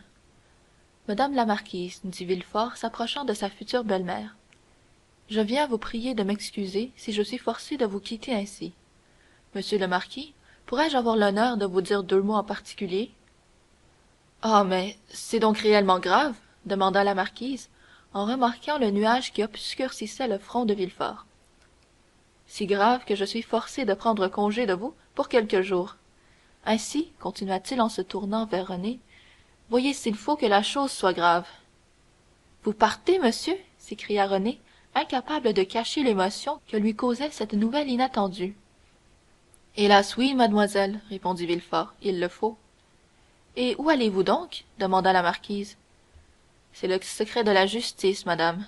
Cependant, si quelqu'un d'ici a des commissions pour Paris, j'ai un de mes amis qui partira ce soir et qui s'en chargera avec plaisir. Tout le monde se regarda. Vous m'avez demandé un moment d'entretien, dit le marquis. Oui, passons dans votre cabinet, s'il vous plaît. Le marquis prit le bras de Villefort et sortit avec lui. Eh bien, demanda celui-ci en arrivant dans son cabinet. Que se passe-t-il donc? Parlez. Des choses que je crois de la plus haute gravité, et qui nécessitent mon départ à l'instant même pour Paris. Maintenant, marquis, excusez l'indiscrète brutalité de la question, avez-vous des rentes sur l'État? Toute ma fortune est en inscription, 6 à 700 000 francs à peu près. Eh bien, vendez, marquis, vendez, ou vous êtes ruiné. Mais comment voulez-vous que je vende d'ici? Vous avez un agent de change, n'est-ce pas? Oui. Donnez-moi une lettre pour lui, et qu'il vende sans perdre une minute, sans perdre une seconde, Peut-être même arriverai-je trop tard.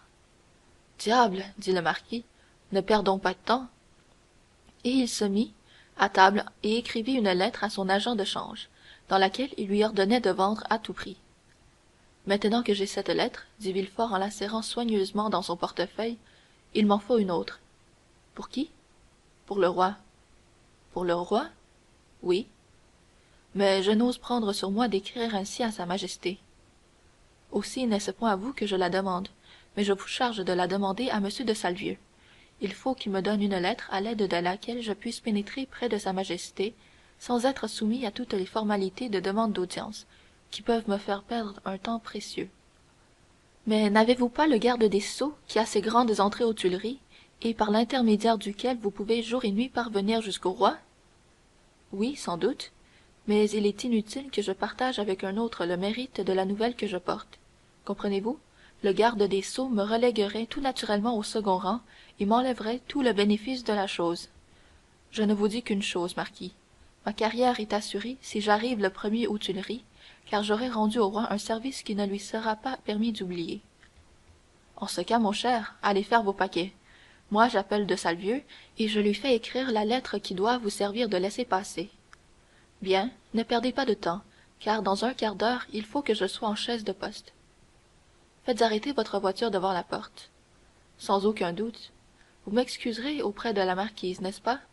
Auprès de mademoiselle de Saint-Méran, que je quitte dans un pareil jour avec un bien profond regret. Vous les trouverez toutes deux dans mon cabinet, et vous pourrez leur faire vos adieux. Merci 100 fois. Occupez-vous de ma lettre. Le marquis sonna, un laquais parut. Dites au comte de Salvieux que je l'attends. Allez maintenant, continua le marquis, s'adressant à Villefort. Bon, je ne fais qu'aller et venir. Et Villefort sortit tout courant, mais à la porte il songea qu'un substitut du procureur du roi, qui serait vu marchant à pas précipités, risquerait de troubler le repos de toute une ville. Il reprit donc son allure ordinaire, qui était toute magistrale. À sa porte, il aperçut dans l'ombre comme un blanc fantôme qui l'attendait debout et immobile. C'était la belle fille catalane qui, n'ayant pas de nouvelles d'Edmond, s'était échappée à la nuit tombante du pharaon pour venir savoir elle-même la cause de l'arrestation de son amant. À l'approche de Villefort, elle se détacha de la muraille contre laquelle elle était appuyée et vint lui barrer le chemin. Dantès avait parlé au substitut de sa fiancée, et Mercédès n'eut point besoin de se nommer pour que Villefort la reconnût.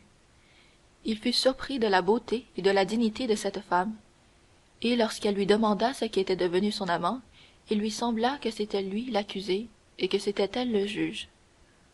L'homme dont vous parlez, dit brusquement Villefort, est un grand coupable, et je ne puis rien faire pour lui, mademoiselle. Mercédès laissa échapper un sanglot, et, comme Villefort essayait de passer outre, elle l'arrêta une seconde fois. Mais où est-il, du moins? Demanda-t-elle. Que je puisse m'informer s'il est mort ou vivant? Je ne sais pas. Il ne m'appartient plus, répondit Villefort.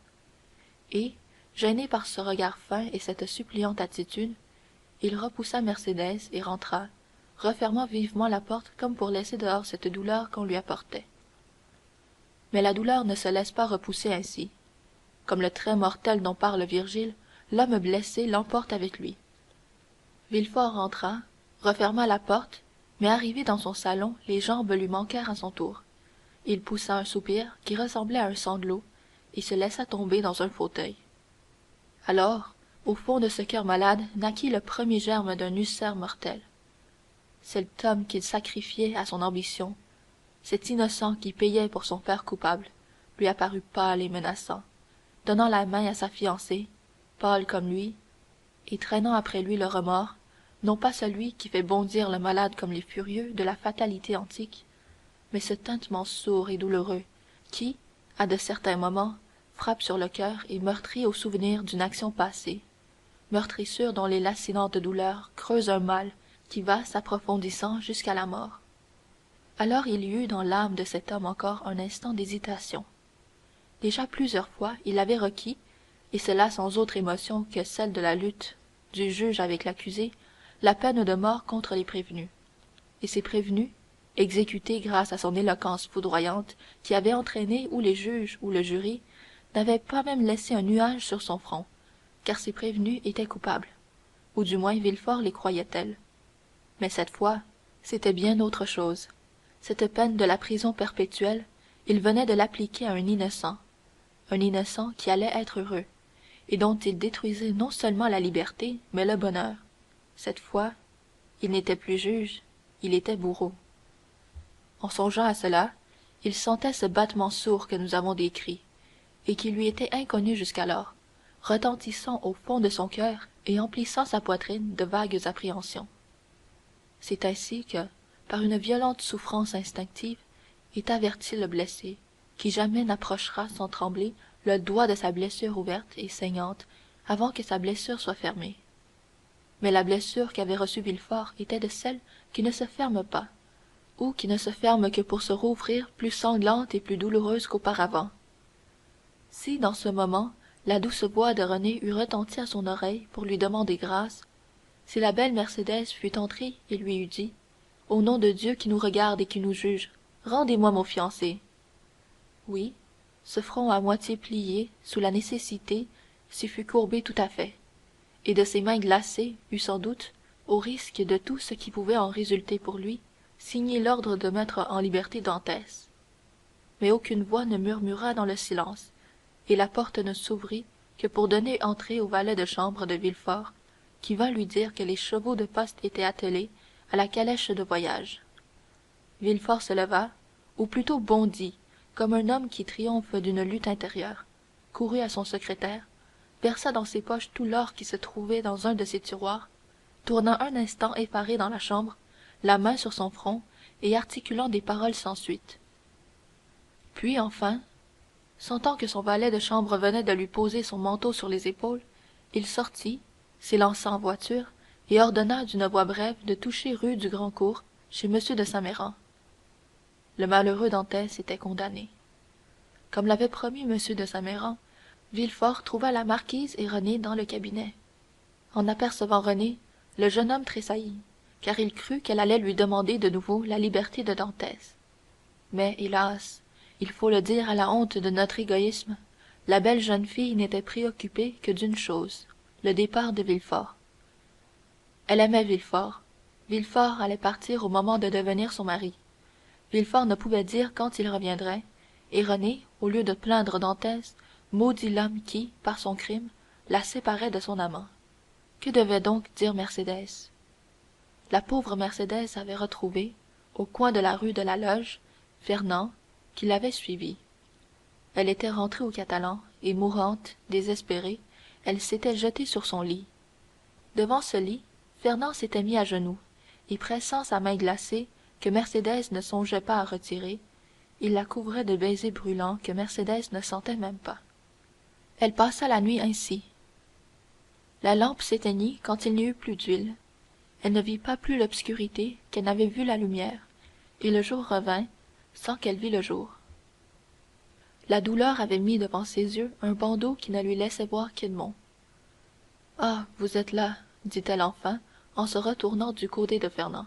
« Depuis hier, je ne vous ai pas quitté, répondit Fernand avec un soupir douloureux. M. Morrel ne s'était pas tenu pour battu. Il avait appris qu'à la suite de son interrogatoire, Dantès avait été conduit en la prison. Il avait alors couru chez tous ses amis, il s'était présenté chez les personnes de Marseille qui pouvaient avoir de l'influence. Mais déjà le bruit s'était répandu que le jeune homme avait été arrêté comme agent bonapartiste, et comme à cette époque, les plus hasardeux regardaient comme un rêve insensé toute tentative de Napoléon pour remonter sur le trône, il n'avait trouvé partout que froideur, crainte ou refus, et il était rentré chez lui désespéré, mais avouant cependant que la position était grave et que personne n'y pouvait rien. De son côté, Caderousse était fort inquiet et fort tourmenté. Au lieu de sortir comme l'avait fait M. Morrel, au lieu d'essayer quelque chose en faveur de Dantès, pour lequel d'ailleurs il ne pouvait rien, il s'était enfermé avec 2 bouteilles de vin de cassis et avait essayé de noyer son inquiétude dans l'ivresse. Mais dans l'état d'esprit où il se trouvait, c'était trop peu de 2 bouteilles pour éteindre son jugement.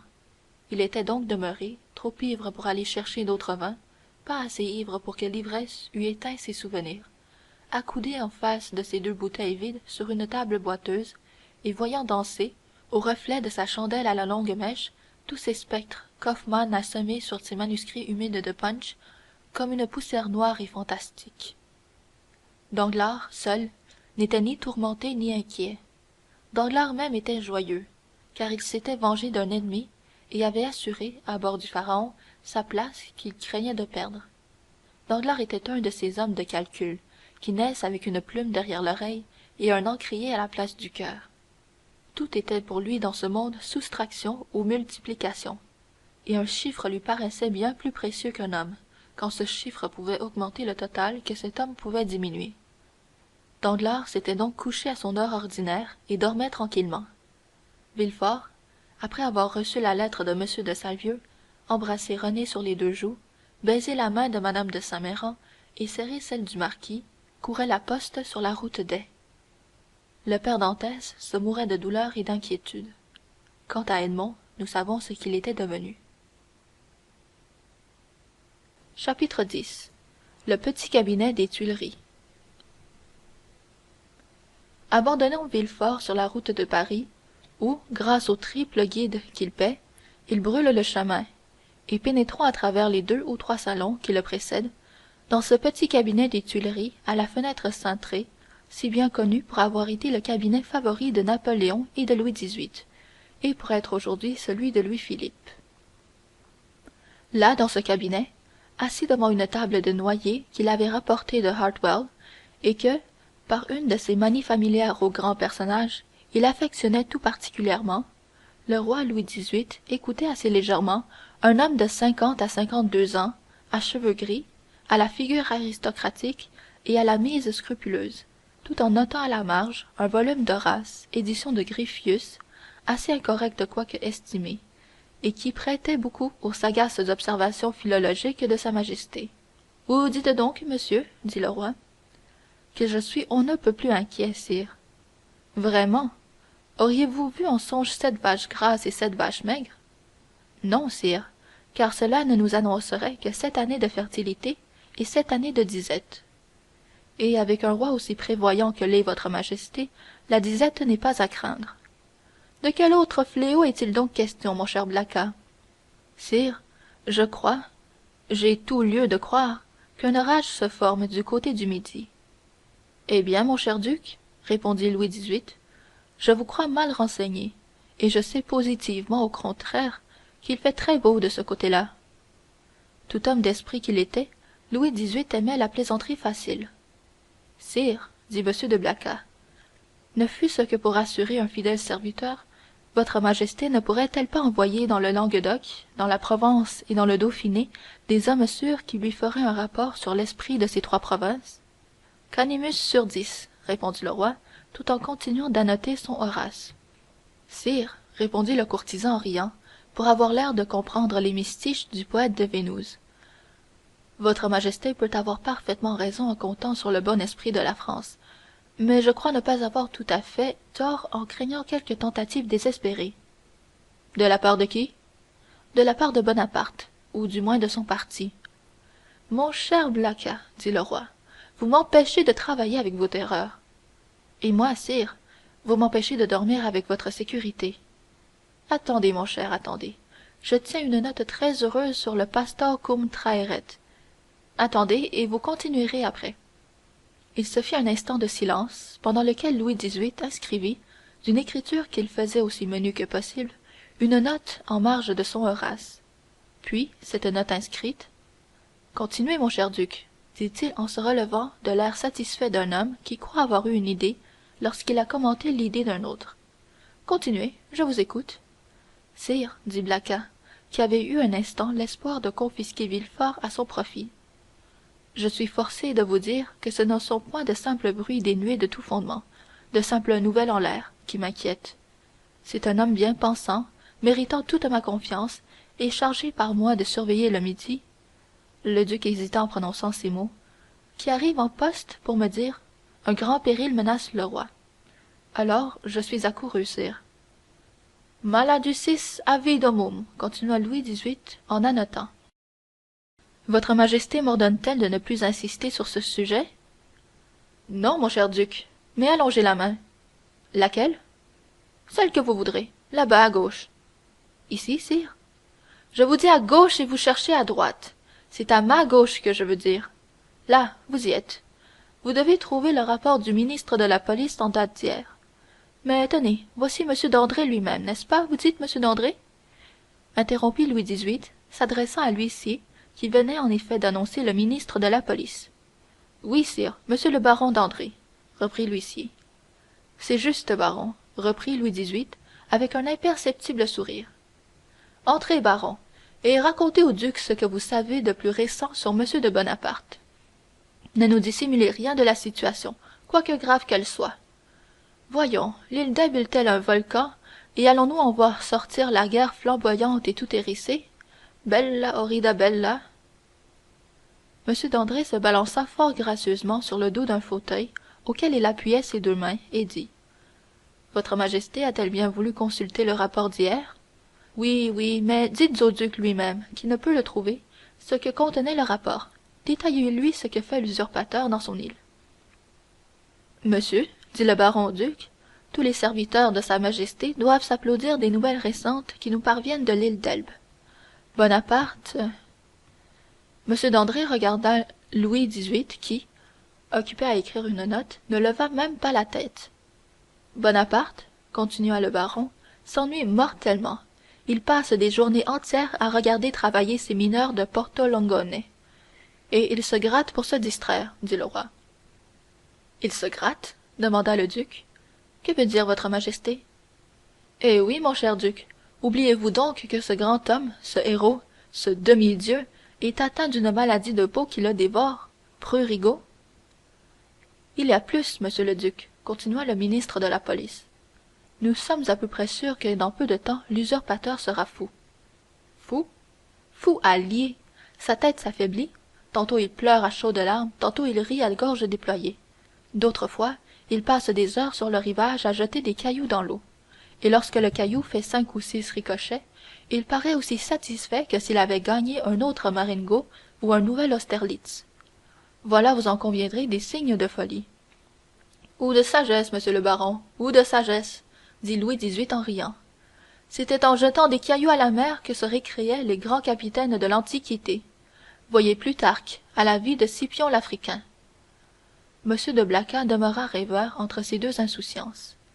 Villefort, qui n'avait pas voulu tout lui dire pour qu'un autre ne lui enlevât point le bénéfice tout entier de son secret, lui en avait dit assez, cependant, pour lui donner de graves inquiétudes. Allons, allons, Dandré, dit Louis XVIII. Blacas n'est point encore convaincu. Passez à la conversion de l'usurpateur. Le ministre de la police s'inclina. Conversion de l'usurpateur, murmura le duc, regardant le roi et Dandré, qui alternaient comme deux bergers de Virgile. L'usurpateur est-il converti? Absolument, mon cher duc. Au bon principe. Expliquez cela, baron. Voici ce que c'est, monsieur le duc, dit le ministre avec le plus grand sérieux du monde. Dernièrement, Napoléon a passé une revue, et comme 2 ou 3 de ces vieux grognards, comme il les appelle, manifestaient le désir de revenir en France, il leur a donné leur congé en les exhortant à servir leur bon roi. Ce furent ses propres paroles, monsieur le duc, j'en ai la certitude. Eh bien, Blacas, qu'en pensez-vous? dit le roi triomphant, en cessant un instant de compulser le scoliaste volumineux ouvert devant lui. Je dis, sire, que monsieur le ministre de la police ou moi, nous nous trompons. Mais comme il est impossible que ce soit le ministre de la police, puisqu'il a en garde le salut et l'honneur de votre majesté, il est probable que c'est moi qui fais erreur. Cependant, sire, à la place de votre majesté, je voudrais interroger la personne dont je lui ai parlé. J'insisterai même pour que votre majesté lui fasse cet honneur. Volontiers, duc. Sous vos auspices, je recevrai qui vous voudrez. Mais je veux le recevoir les armes en main. Monsieur le ministre, avez-vous un rapport plus récent que celui-ci?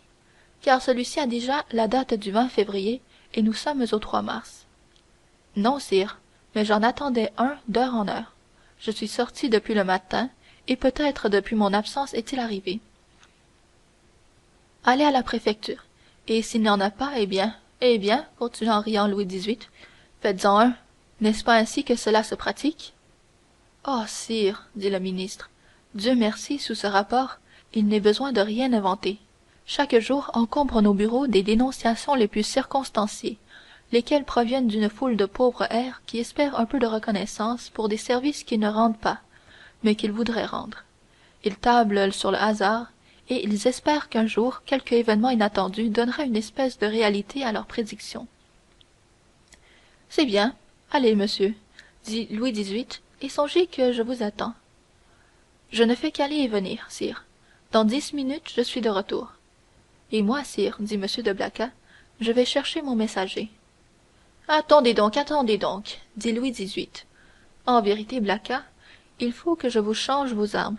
Je vous donnerai un aigle aux ailes déployées, tenant entre ses serres une proie qui essaie vainement de lui échapper, avec cette devise, Tenax. Sire, j'écoute, dit M. de Blacas, se rongeant le poing d'impatience. Je voudrais vous consulter sur ce passage. Molli fuguyes anelitu. Vous savez, il s'agit du cerf qui fuit devant le loup. N'êtes-vous pas chasseur et grand louvetier? Comment trouvez-vous à ce double titre le molli anelitu? Admirable, sire. Mais mon messager est comme le cerf dont vous parlez, car il vient de faire 220 lieues en poste, et cela en 3 jours à peine. C'est prendre bien de la fatigue et bien du souci, mon cher duc, quand nous avons le télégraphe, qui ne met que 3 ou 4 heures, et cela sans que son haleine en souffre le moins du monde. Ah, sire, vous récompensez bien mal ce pauvre jeune homme, qui arrive de si loin et avec tant d'ardeur pour donner à votre majesté un avis utile. Ne fût-ce que pour monsieur de Salvieux, qui me le recommande. Recevez-le bien, je vous en supplie. Monsieur de Salvieux, le chambellan de mon frère? Lui-même. En effet, il est à Marseille. C'est de là qu'il m'écrit.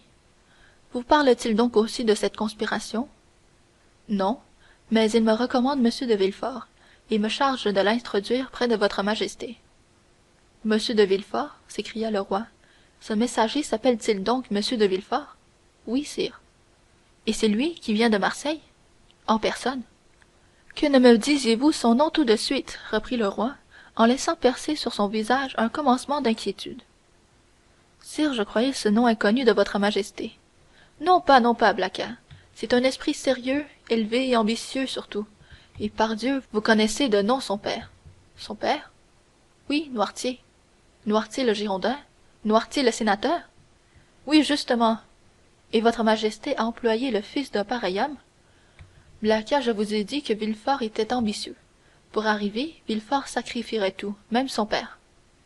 Alors, sire, je dois donc le faire entrer? À l'instant même, duc. Où est-il? Il doit m'attendre en bas, dans ma voiture. Allez me le chercher. J'y cours. Le duc sortit avec la vivacité d'un jeune homme. L'ardeur de son royalisme sincère lui donnait 20 ans. Louis XVIII resta seul, reportant les yeux sur son Horace entrouvert et murmurant Justum et tenacem propositi virum. M. de Blacas remonta avec la même rapidité qu'il était descendu, mais dans l'antichambre il fut forcé d'invoquer l'autorité du roi. L'habit poudreux de Villefort, son costume, où rien n'était conforme à la tenue de cour, avait excité la susceptibilité de M. de Brézé, qui fut tout étonné de trouver dans ce jeune homme la prétention de paraître ainsi vêtu devant le roi. Mais le duc leva toutes les difficultés avec un seul mot, ordre de sa majesté, et malgré les observations que continua de faire le maître des cérémonies, pour l'honneur du principe, Villefort fut introduit. Le roi était assis à la même place où l'avait laissé le duc. En ouvrant la porte, Villefort se trouva juste en face de lui.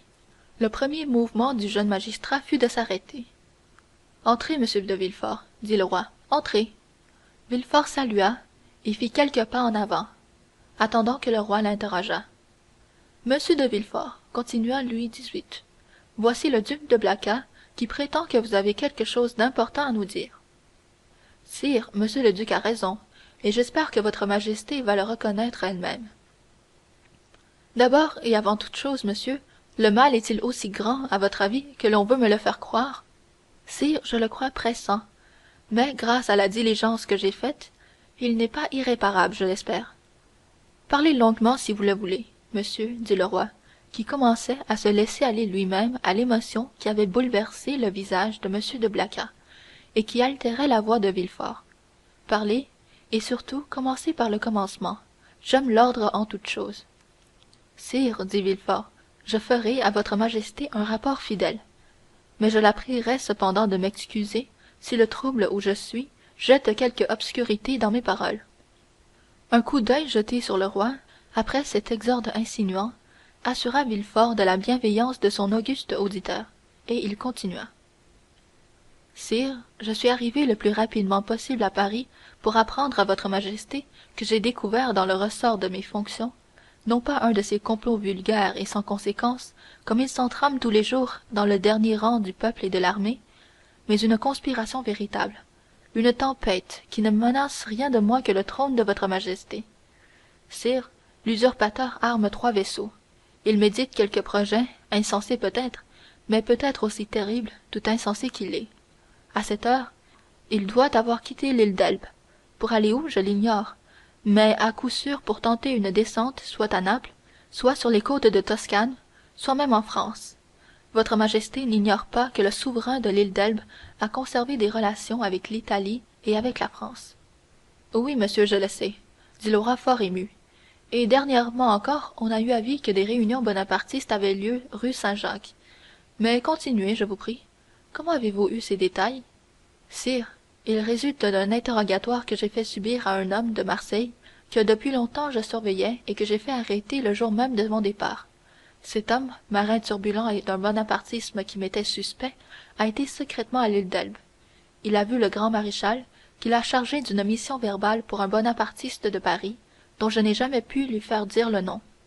Mais cette mission était de charger ce bonapartiste de préparer les esprits à un retour. Remarquez que c'est l'interrogatoire qui parle, sire, à un retour qui ne peut manquer d'être prochain. Et où est cet homme? Demanda Louis XVIII. En prison, sire. Et la chose vous a paru grave? Si grave, sire, que cet événement m'ayant surpris au milieu d'une fête de famille, le jour de mes fiançailles, j'ai tout quitté, fiancé et amis, tout remis à un autre temps pour venir déposer aux pieds de votre majesté et les craintes dont j'étais atteint et l'assurance de mon dévouement. C'est vrai, dit Louis XVIII. N'y avait-il pas un projet d'union entre vous et mademoiselle de Saint-Méran, la fille d'un des plus fidèles serviteurs de votre majesté? Oui, oui, mais revenons à ce complot, monsieur de Villefort. Sire, j'ai peur que ce soit plus qu'un complot. J'ai peur que ce soit une conspiration. Une conspiration dans ces temps-ci, dit le roi en souriant, est chose facile à méditer, mais plus difficile à conduire à son but. Par cela même que, rétablis d'hier sur le trône de nos ancêtres, nous avons les yeux ouverts à la fois sur le passé, sur le présent et sur l'avenir. Depuis 10 mois, mes ministres redoublent de surveillance pour que le littoral de la Méditerranée soit bien gardé. Si Bonaparte descendait à Naples, la coalition tout entière serait sur pied, avant seulement qu'il fût à Piombino. S'il descendait en Toscane, il mettrait le pied en pays ennemi. S'il descend en France, ce sera avec une poignée d'hommes, et nous en viendrons facilement à bout, exécrés comme il l'est par la population. Rassurez-vous donc, monsieur, mais ne comptez pas moins sur notre reconnaissance royale. Ah, voici monsieur d'André, s'écria le duc de Blacas. En ce moment, parut en effet sur le seuil de la porte monsieur le ministre de la police, pâle, tremblant, et dont le regard vacillait comme s'il eût été frappé d'un éblouissement. Villefort fit un pas pour se retirer, mais un serrement de main de M. de Blacas le retint. Chapitre XI. L'ogre et le Corse. Louis XVIII, à l'aspect de ce visage bouleversé, repoussa violemment la table devant laquelle il se trouvait. Qu'avez-vous donc, monsieur le baron? S'écria-t-il. Vous paraissez tout bouleversé. Ce trouble, cette hésitation, ont-ils rapport à ce que disait M. de Blacas et à ce que vient de me confirmer M. de Villefort? De son côté, M. de Blacas s'approchait vivement du baron, mais la terreur du courtisan empêchait de triompher l'orgueil de l'homme d'État. En effet, en pareille circonstance, il était bien autrement avantageux pour lui d'être humilié par le préfet de police que de l'humilier sur un pareil sujet. Sire, balbutia le baron. Eh bien, voyons, dit Louis XVIII. Le ministre de la police, cédant alors à un mouvement de désespoir, alla se précipiter aux pieds de Louis XVIII, qui recula d'un pas en fronçant le sourcil. Parlerez-vous? dit-il. Oh, sire, quel affreux malheur! Suis-je assez à plaindre? Je ne m'en consolerai jamais. Monsieur, dit Louis XVIII, Je vous ordonne de parler. Eh bien, sire, l'usurpateur a quitté l'île d'Elbe le 28 février et a débarqué le 1er mars. Où cela? Demanda vivement le roi. En France, sire, dans un petit port près d'Antibes, au golfe Juan. L'usurpateur a débarqué en France, près d'Antibes, au golfe Juan, à 250 lieues de Paris, le 1er mars, et vous apprenez cette nouvelle aujourd'hui seulement 3 mars. Eh, monsieur, ce que vous me dites là est impossible. On vous aura fait un faux rapport ou vous êtes fou. Hélas, sire, ce n'est que trop vrai. Louis XVIII fit un geste indicible de colère et d'effroi, et se dressa tout debout, comme si un coup imprévu l'avait frappé, en même temps au cœur et au visage. En France, s'écria-t-il, l'usurpateur en France. Mais on ne veillait donc pas sur cet homme? Mais qui sait, on était donc d'accord avec lui? Oh, sire, s'écria le duc de Blacas, ce n'est pas un homme comme M. d'André que l'on peut accuser de trahison, sire. Nous étions tous aveugles, et le ministre de la police a partagé l'aveuglement général, voilà tout. Mais, dit Villefort, puis s'arrêtant tout à coup. Ah, pardon, pardon, sire, fit-il en s'inclinant. Mon zèle m'emporte, que votre majesté daigne m'excuser. Parlez, monsieur, parlez hardiment, dit le roi. Vous seul nous avez prévenus du mal. Aidez-nous à y chercher le remède. Sire, dit Villefort, l'usurpateur est détesté dans le Midi. Il me semble que s'il se hasarde dans le Midi, on peut facilement soulever contre lui la Provence et le Languedoc. Oui, sans doute, dit le ministre, mais il s'avance par Cap et Sisteron. Il s'avance, dit Louis XVIII. Il marche donc sur Paris? Le ministre de la police garda un silence qui équivalait au plus complet aveu. Et le Dauphiné, monsieur, demanda le roi à Villefort. Croyez-vous qu'on puisse le soulever comme la Provence? Sire, je suis fâché de dire à votre majesté une vérité cruelle. Mais l'esprit du Dauphiné est loin de valoir celui de la Provence et du Languedoc. Les montagnards sont bonapartistes, sire. Allons, murmura Louis XVIII. Il était bien renseigné. Et combien d'hommes a-t-il avec lui? Sire, je ne sais, dit le ministre de la police. Comment? Vous ne savez? Vous avez oublié de vous informer de cette circonstance? Il est vrai qu'elle est de peu d'importance, ajouta-t-il avec un sourire écrasant. Sire, je ne pouvais m'en informer. La dépêche portait simplement l'annonce du débarquement et de la route prise par l'usurpateur. Et comment donc vous est parvenue cette dépêche? Demanda le roi. Le ministre baissa la tête, et une vive rougeur envahit son front. Par le télégraphe, sire, balbutia-t-il. Louis XVIII fit un pas en avant et croisa les bras, comme eût fait Napoléon.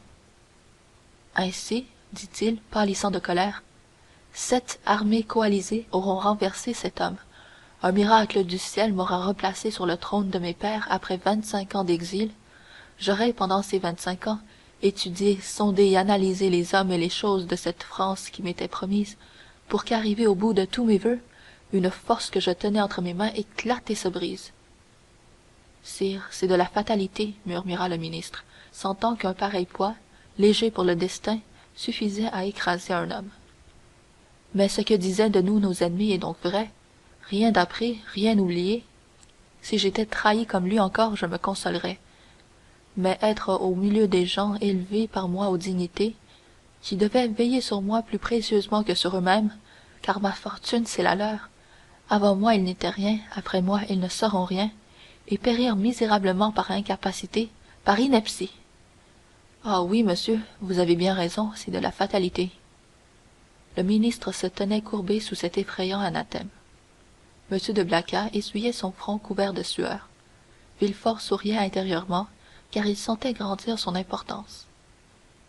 Tombé, continua Louis XVIII, qui du premier coup d'œil avait sondé le précipice où penchait la monarchie, tombé à prendre sa chute par le télégraphe.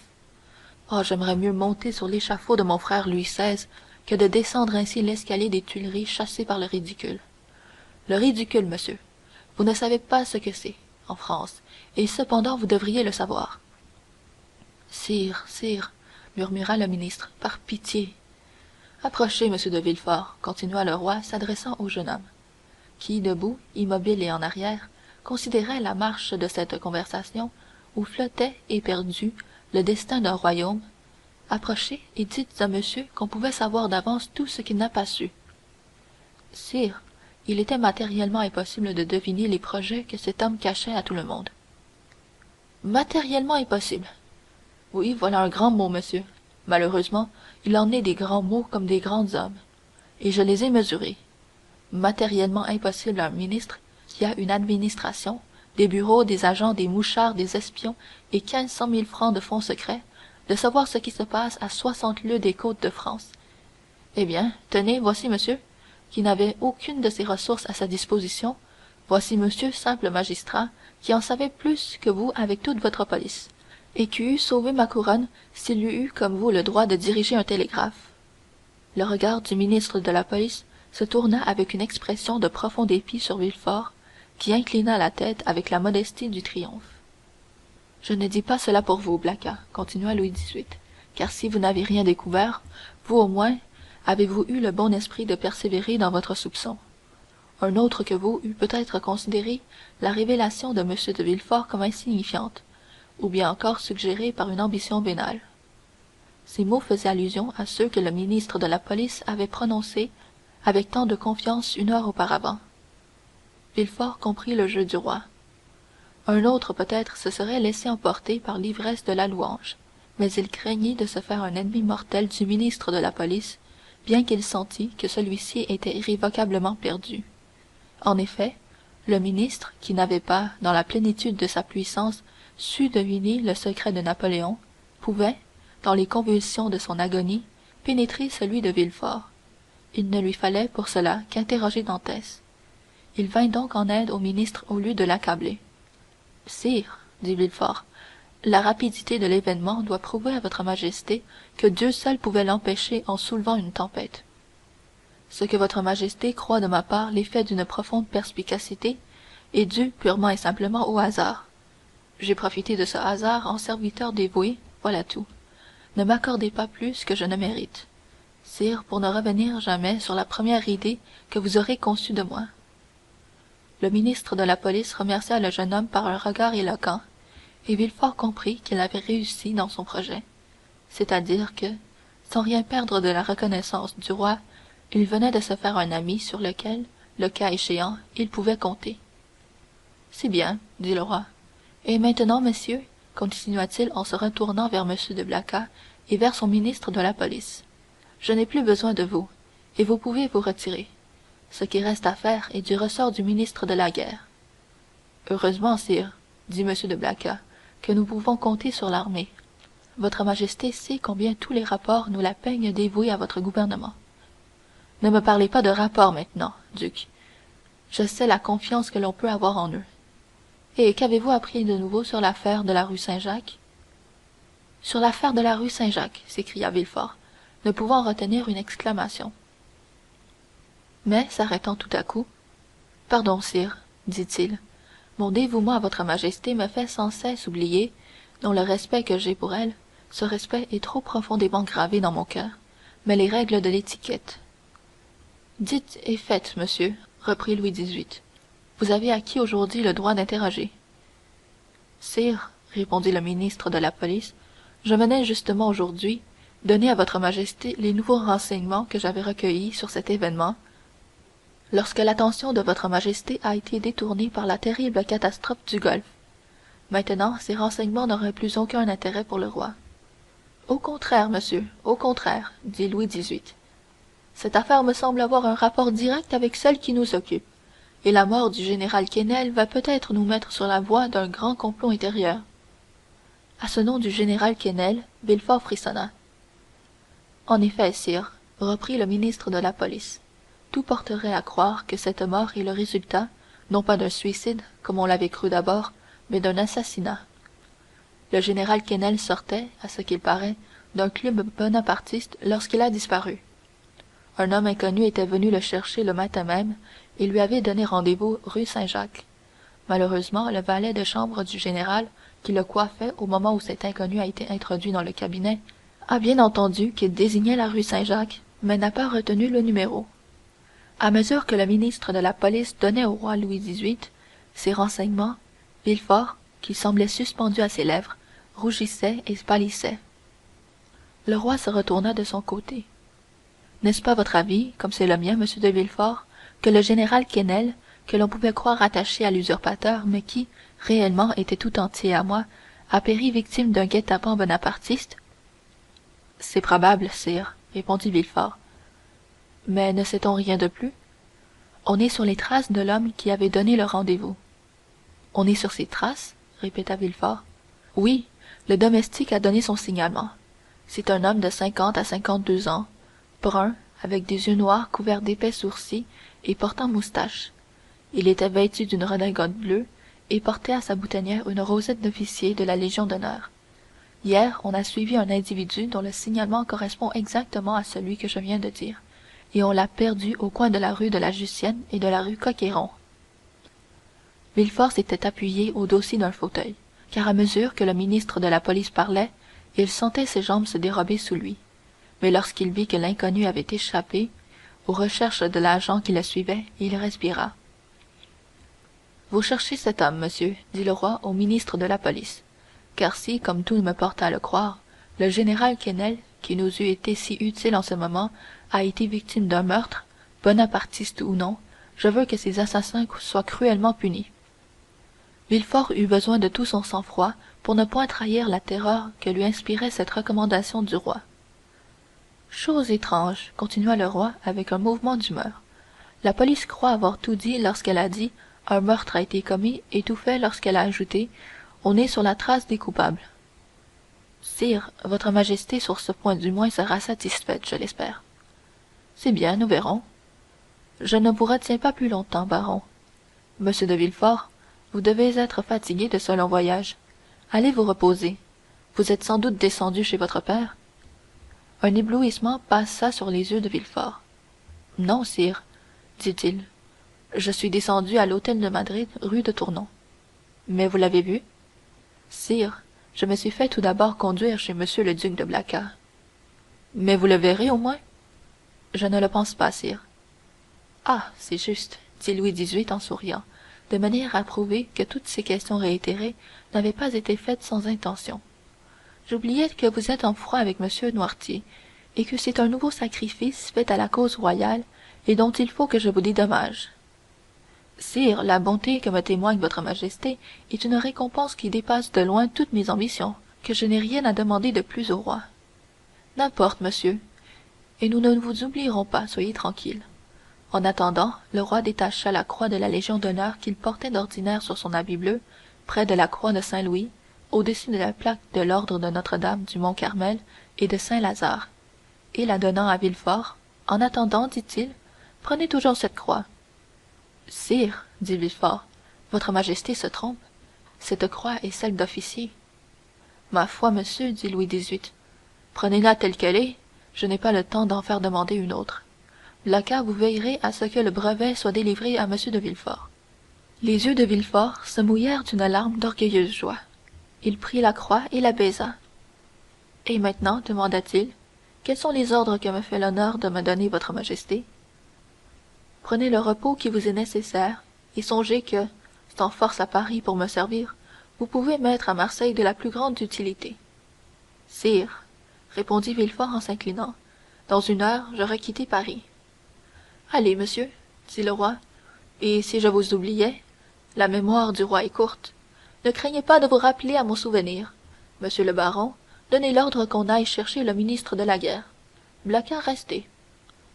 Ah, monsieur, dit le ministre de la police à Villefort en sortant des Tuileries, vous entrez par la bonne porte et votre fortune est faite.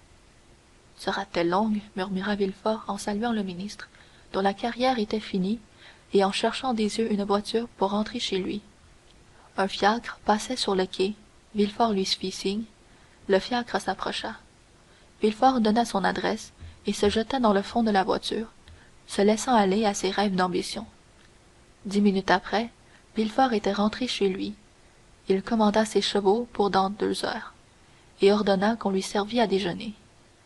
Il allait se mettre à table, lorsque le timbre de la sonnette retentit sous une main franche et ferme. Le valet de chambre alla ouvrir, et Villefort entendit une voix qui prononçait son nom. « Qui peut déjà savoir que je suis ici ?» se demanda le jeune homme. En ce moment, le valet de chambre entra. Eh bien, dit Villefort, qu'y a-t-il donc? Qui a sonné? Qui me demande? Un étranger qui ne veut pas dire son nom. Comment? Un étranger qui ne veut pas dire son nom? Et que me veut cet étranger? Il veut parler à monsieur. À moi? Oui. Il m'a nommé? Parfaitement. Et quelle apparence a cet étranger? Mais monsieur, c'est un homme d'une cinquantaine d'années. Petit, grand, de la taille de monsieur à peu près. Brun ou blond? Brun, très brun, des cheveux noirs, des yeux noirs, des sourcils noirs. Et vêtu? Demanda vivement Villefort. Vêtu de quelle façon? D'une grande lévite bleue, boutonnée du haut en bas, décorée de la Légion d'honneur. C'est lui, murmura Villefort en pâlissant. Eh, pardieu, dit en paraissant sur la porte l'individu dont nous avons donné 2 fois le signalement. Voilà bien des façons. Est-ce l'habitude à Marseille que les fils fassent faire antichambre à leur père? Mon père! S'écria Villefort. Je ne m'étais donc pas trompé, et je me doutais que c'était vous. Alors, si tu te doutais que c'était moi, reprit le nouveau venu, en posant sa canne dans un coin et son chapeau sur une chaise, permets-moi de te dire, mon cher Gérard, que ce n'est guère aimable à toi de me faire attendre ainsi. Laissez-nous, Germain, dit Villefort. Le domestique sortit en donnant des marques visibles d'étonnement. Chapitre XII. Le père et le fils. Monsieur Noirtier, car c'était en effet lui-même qui venait d'entrer, suivit des yeux le domestique jusqu'à ce qu'il eût refermé la porte. Puis, craignant sans doute qu'il n'écoutât dans l'antichambre, il alla rouvrir derrière lui. La précaution n'était pas inutile, et la rapidité avec laquelle maître Germain se retira prouva qu'il n'était point exempt du péché qui perdit nos premiers pères. M. Noirtier prit alors la peine d'aller fermer lui-même la porte de l'antichambre, revint fermer celle de la chambre à coucher, poussa les verrous, et revint tendre la main à Villefort, qui avait suivi tous ces mouvements avec une surprise dont il n'était pas encore revenu. Ah çà, sais-tu bien, mon cher Gérard, dit-il au jeune homme en le regardant avec un sourire dont il était assez difficile de définir l'expression, que tu n'as pas l'air ravi de me voir. Si fait, mon père, dit Villefort, je suis enchanté, mais j'étais si loin de m'attendre à votre visite, elle m'a quelque peu étourdi. Mais, mon cher ami, reprit M. Noirtier en s'asseyant, il me semble que je pourrais vous en dire autant. Comment? Vous m'annoncez vos fiançailles à Marseille pour le 28 février, et le 3 mars vous êtes à Paris? Si j'y suis, mon père, dit Gérard en se rapprochant de M. Noirtier, ne vous en plaignez pas, car c'est pour vous que j'étais venu, et ce voyage vous sauvera peut-être. Ah, vraiment, dit M. Noirtier en s'allongeant nonchalamment dans le fauteuil où il était assis. Vraiment? Contez-moi donc cela. Monsieur le magistrat, ce doit être curieux. Mon père, vous avez entendu parler de certain club bonapartiste qui se tient rue Saint-Jacques? Numéro 53, oui, j'en suis vice-président. Mon père, votre sang-froid me fait frémir. Que veux-tu, mon cher?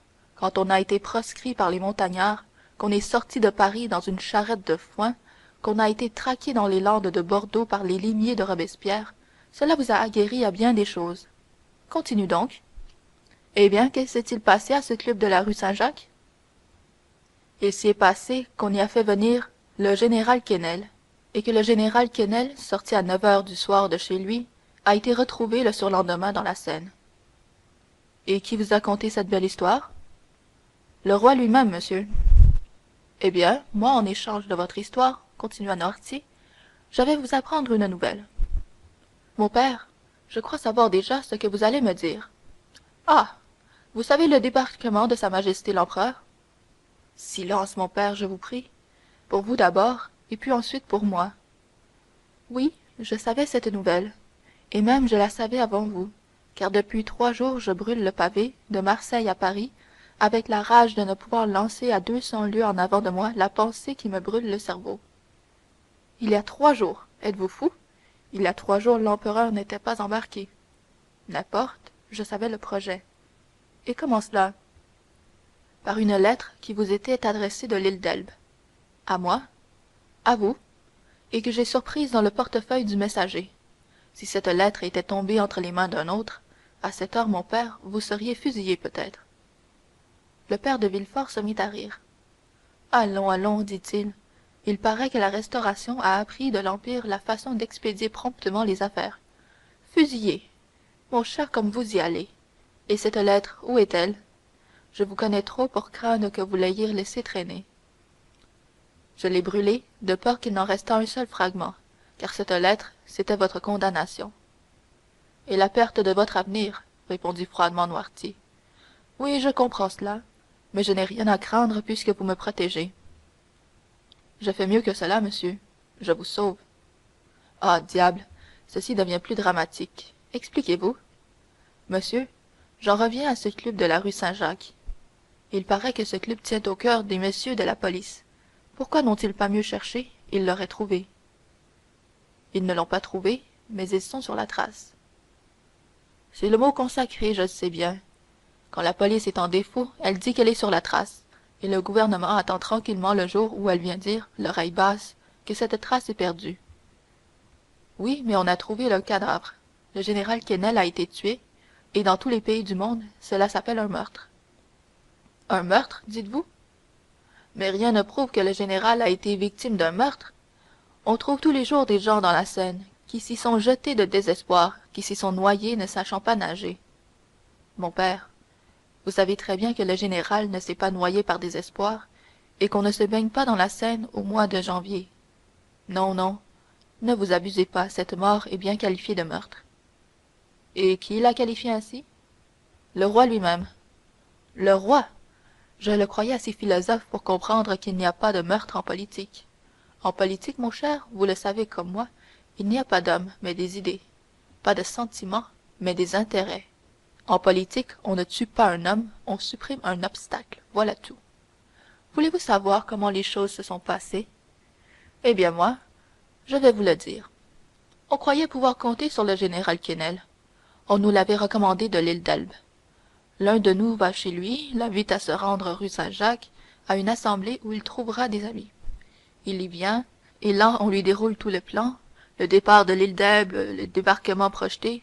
Puis, quand il a tout écouté, tout entendu, qu'il ne reste plus rien à lui apprendre, il répond qu'il est royaliste. Alors chacun se regarde, on lui fait faire serment, il le fait, mais de si mauvaise grâce vraiment, que c'était tenter Dieu que de jurer ainsi. Eh bien, malgré tout cela, on a laissé le général sortir libre, parfaitement libre. Il n'est pas rentré chez lui. Que voulez-vous, mon cher? Il est sorti de chez nous. Il se sera trompé de chemin, voilà tout. Un meurtre. En vérité, vous me surprenez, Villefort. Vous, substitut du procureur du roi, de bâtir une accusation sur de si mauvaises preuves. Est-ce que jamais je ne me suis avisé de vous dire à vous, quand vous exercez votre métier de royaliste et que vous faites couper la tête à l'un des miens, mon fils, vous avez commis un meurtre? Non, j'ai dit très bien, monsieur, vous avez combattu victorieusement. À demain la revanche. Mais mon père, prenez garde, cette revanche sera terrible quand nous la prendrons. Je ne vous comprends pas. Vous comptez sur le retour de l'usurpateur? Je l'avoue. Vous vous trompez, mon père. Il ne fera pas 10 lieues dans l'intérieur de la France sans être poursuivi, traqué, pris comme une bête fauve. Mon cher ami, l'empereur est en ce moment sur la route de Grenoble. Le 10 ou le 12, il sera à Lyon, et le 20 ou le 25 à Paris. Les populations vont se soulever pour aller au-devant de lui.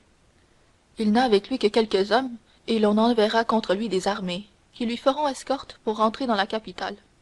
En vérité, mon cher Gérard, vous n'êtes encore qu'un enfant. Vous vous croyez bien informé parce qu'un télégraphe vous dit, 3 jours après le débarquement, l'usurpateur est débarqué à Cannes avec quelques hommes, on est à sa poursuite. Mais où est-il? Que fait-il? Vous n'en savez rien. On le poursuit, voilà tout ce que vous savez. Eh bien, on le poursuivra ainsi jusqu'à Paris, sans brûler une amorce. Grenoble et Lyon sont des villes fidèles, et qui lui opposeront une barrière infranchissable. Grenoble lui ouvrira ses portes avec enthousiasme. Lyon tout entier ira au-devant de lui. Croyez-moi, nous sommes aussi bien informés que vous, et notre police vaut bien la vôtre. En voulez-vous la preuve? C'est que vous vouliez me cacher votre voyage, et que cependant j'ai su votre arrivée une demi-heure après que vous ayez eu passé la barrière. Vous n'avez donné votre adresse à personne qu'à votre postillon. Eh bien, je connais votre adresse, et la preuve en est que j'arrive chez vous juste au moment où vous allez vous mettre à table. Sonnez donc et demandez un second couvert. Nous dînerons ensemble.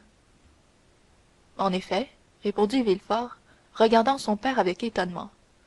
En effet, vous me paraissez bien instruit. Eh mon Dieu! La chose est toute simple. Vous autres qui tenez le pouvoir, vous n'avez que les moyens que donne l'argent. Nous autres, qui l'attendons, nous avons ceux que donne le dévouement. Le dévouement? Dit Villefort en riant. Oui, le dévouement. C'est ainsi qu'on appelle, en termes honnêtes, l'ambition qui espère. Et le père de Villefort étendit lui-même la main vers le cordon de la sonnette pour appeler le domestique que n'appelait pas son fils. Villefort lui arrêta le bras. Attendez, mon père, dit le jeune homme, encore un mot. Dites. Si mal faite que soit la police royaliste, elle sait cependant une chose terrible. Laquelle? C'est le signalement de l'homme qui, le matin du jour où a disparu le général Quesnel, s'est présenté chez lui. Ah, elle sait cela, cette bonne police. Et ce signalement, quel est-il? Teint brun, cheveux favoris et yeux noirs, redingote bleue boutonnée jusqu'au menton, rosette d'officier de la Légion d'honneur à la boutonnière, chapeau à large bord et canne de jonc. Ah, ah, elle sait cela, dit Noirtier. Et pourquoi donc, en ce cas, n'a-t-elle pas mis la main sur cet homme? Parce qu'elle a perdu, hier ou avant-hier, au coin de la rue Coq-Héron. Quand je vous disais que votre police était une sotte. Oui, mais d'un moment à l'autre, elle peut le trouver. Oui, dit Noirtier en regardant insoucieusement autour de lui. Oui, si cet homme n'est pas averti. Mais il l'est. Et, ajouta-t-il en souriant, il va changer de visage et de costume. À ces mots, il se leva, mit bas sa redingote et sa cravate, alla vers une table sur laquelle étaient préparées toutes les pièces du nécessaire de toilette de son fils, prit un rasoir, se savonna le visage, et d'une main parfaitement ferme, abattit ses favoris compromettants qui donnaient à la police un document si précieux. Villefort le regardait faire avec une terreur qui n'était pas exempte d'admiration. Ses favoris coupés, Noirtier donna un autre tour à ses cheveux, prit, au lieu de sa cravate noire, une cravate de couleur qui se présentait à la surface d'une malle ouverte, endossa, au lieu de sa redingote bleue et boutonnante, une redingote de Villefort, de couleur marron et de forme évasée, essaya devant la glace le chapeau à bords retroussé du jeune homme, parut satisfait de la manière dont il lui allait, et, laissant la canne de jonc dans le coin de la cheminée où il l'avait posée, il fit siffler dans sa main nerveuse une petite badine de bambou avec laquelle l'élégant substitut donnait à sa démarche la désinvolture qui en était une de ses principales qualités. Eh bien, dit-il en se retournant vers son fils stupéfait, lorsque cette espèce de changement à vue fut opéré. Eh bien, crois-tu que ta police me reconnaisse maintenant? Non, mon père, balbutia Villefort. Je l'espère du moins. Maintenant, mon cher Gérard, continua Noirtier, je m'en rapporte à ta prudence pour faire disparaître tous les objets que je te laisse à ta garde. Oh, soyez tranquille, mon père, dit Villefort. Oui, oui, et maintenant je crois que tu as raison, et que tu pourrais bien, en effet, m'avoir sauvé la vie. Mais sois tranquille, je te rendrai cela prochainement. Villefort hocha la tête. Tu n'es pas convaincu? J'espère, du moins, que vous vous trompez. Reverras-tu le roi? Peut-être. Peux-tu passer à ses yeux pour un prophète? Les prophètes de malheur sont mal vus à la cour, mon père. Oui, mais un jour ou l'autre, on leur rend justice. Et suppose une seconde restauration. Alors tu passeras pour un grand homme. Enfin, que dois-je dire au roi? Dis-lui ceci. Sire, on vous trompe sur les dispositions de la France, sur l'opinion des villes, sur l'esprit de l'armée. Celui que vous appelez à Paris l'ogre de Corse, qui s'appelle encore l'usurpateur à Nevers, s'appelle déjà Bonaparte à Lyon et l'empereur à Grenoble. Vous le croyez traqué, poursuivi en fuite, il marche, rapide comme l'aigle qu'il rapporte. Les soldats, que vous croyez mourant de faim, écrasés de fatigue, prêts à déserter, s'augmentent comme les atomes de neige autour de la boule qui se précipite. Sire, partez, abandonnez la France à son véritable maître, à celui qui ne l'a pas achetée, mais conquise. Partez, sire, non pas que vous couriez quelque danger, votre adversaire est assez fort pour faire grâce, mais parce qu'il serait humiliant pour un petit-fils de Saint-Louis de devoir la vie à l'homme d'Arcole, de Marengo et d'Austerlitz. Dites-lui cela, Gérard. Ou plutôt va, ne lui dis rien, dissimule ton voyage, ne te vante pas de ce que tu es venu faire et de ce que tu as fait à Paris. Reprends la poste. Si tu as brûlé le chemin pour venir, dévore l'espace pour retourner. Rentre à Marseille de nuit, pénètre chez toi par une porte de derrière, et là, reste bien doux, bien humble, bien secret, bien inoffensif surtout, car cette fois, je te le jure, nous agirons en gens vigoureux et qui connaissent leurs ennemis. Allez, mon fils, allez, mon cher Gérard, et moyennant cette obéissance aux ordres paternels, ou, si vous l'aimez mieux, cette déférence pour les conseils d'un ami, nous vous maintiendrons dans votre place. Ce sera, ajouta Noirtier en souriant, un moyen pour vous de me sauver une seconde fois, si la bascule politique vous remet un jour en haut et moi en bas. Adieu, mon cher Gérard. À votre prochain voyage, descendez chez moi. Et Noirtier sortit à ces mots, avec la tranquillité qui ne l'avait pas quitté un instant pendant la durée de cet entretien si difficile. Villefort, pâle et agité, courut à la fenêtre, entr'ouvrit le rideau, et le vit passer, calme et impassible, au milieu de 2 ou 3 hommes de mauvaise mine, embusqués au coin des bornes et à l'angle des rues, qui étaient peut-être là pour arrêter l'homme aux favoris noirs, à la redingote bleue et au chapeau à larges bords. Villefort demeura ainsi, debout et haletant, jusqu'à ce que son père eût disparu au carrefour Bussy. Alors il s'élança vers les objets abandonnés par lui, mit au plus profond de sa malle la cravate noire et la redingote bleue, tordit le chapeau qu'il fourra dans le bas d'une armoire, brisa la canne de jonc en 3 morceaux qu'il jeta au feu, mit une casquette de voyage, appela son valet de chambre, lui interdit d'un regard les 1000 questions qu'il avait envie de faire, régla son compte avec l'hôtel, sauta dans sa voiture qui l'attendait tout attelée, apprit à Lyon que Bonaparte venait d'entrer dans Grenoble, et, au milieu de l'agitation qui régnait tout le long de la route, arriva à Marseille, en proie à toutes les transes qui entrent dans le cœur de l'homme avec l'ambition et les premiers honneurs.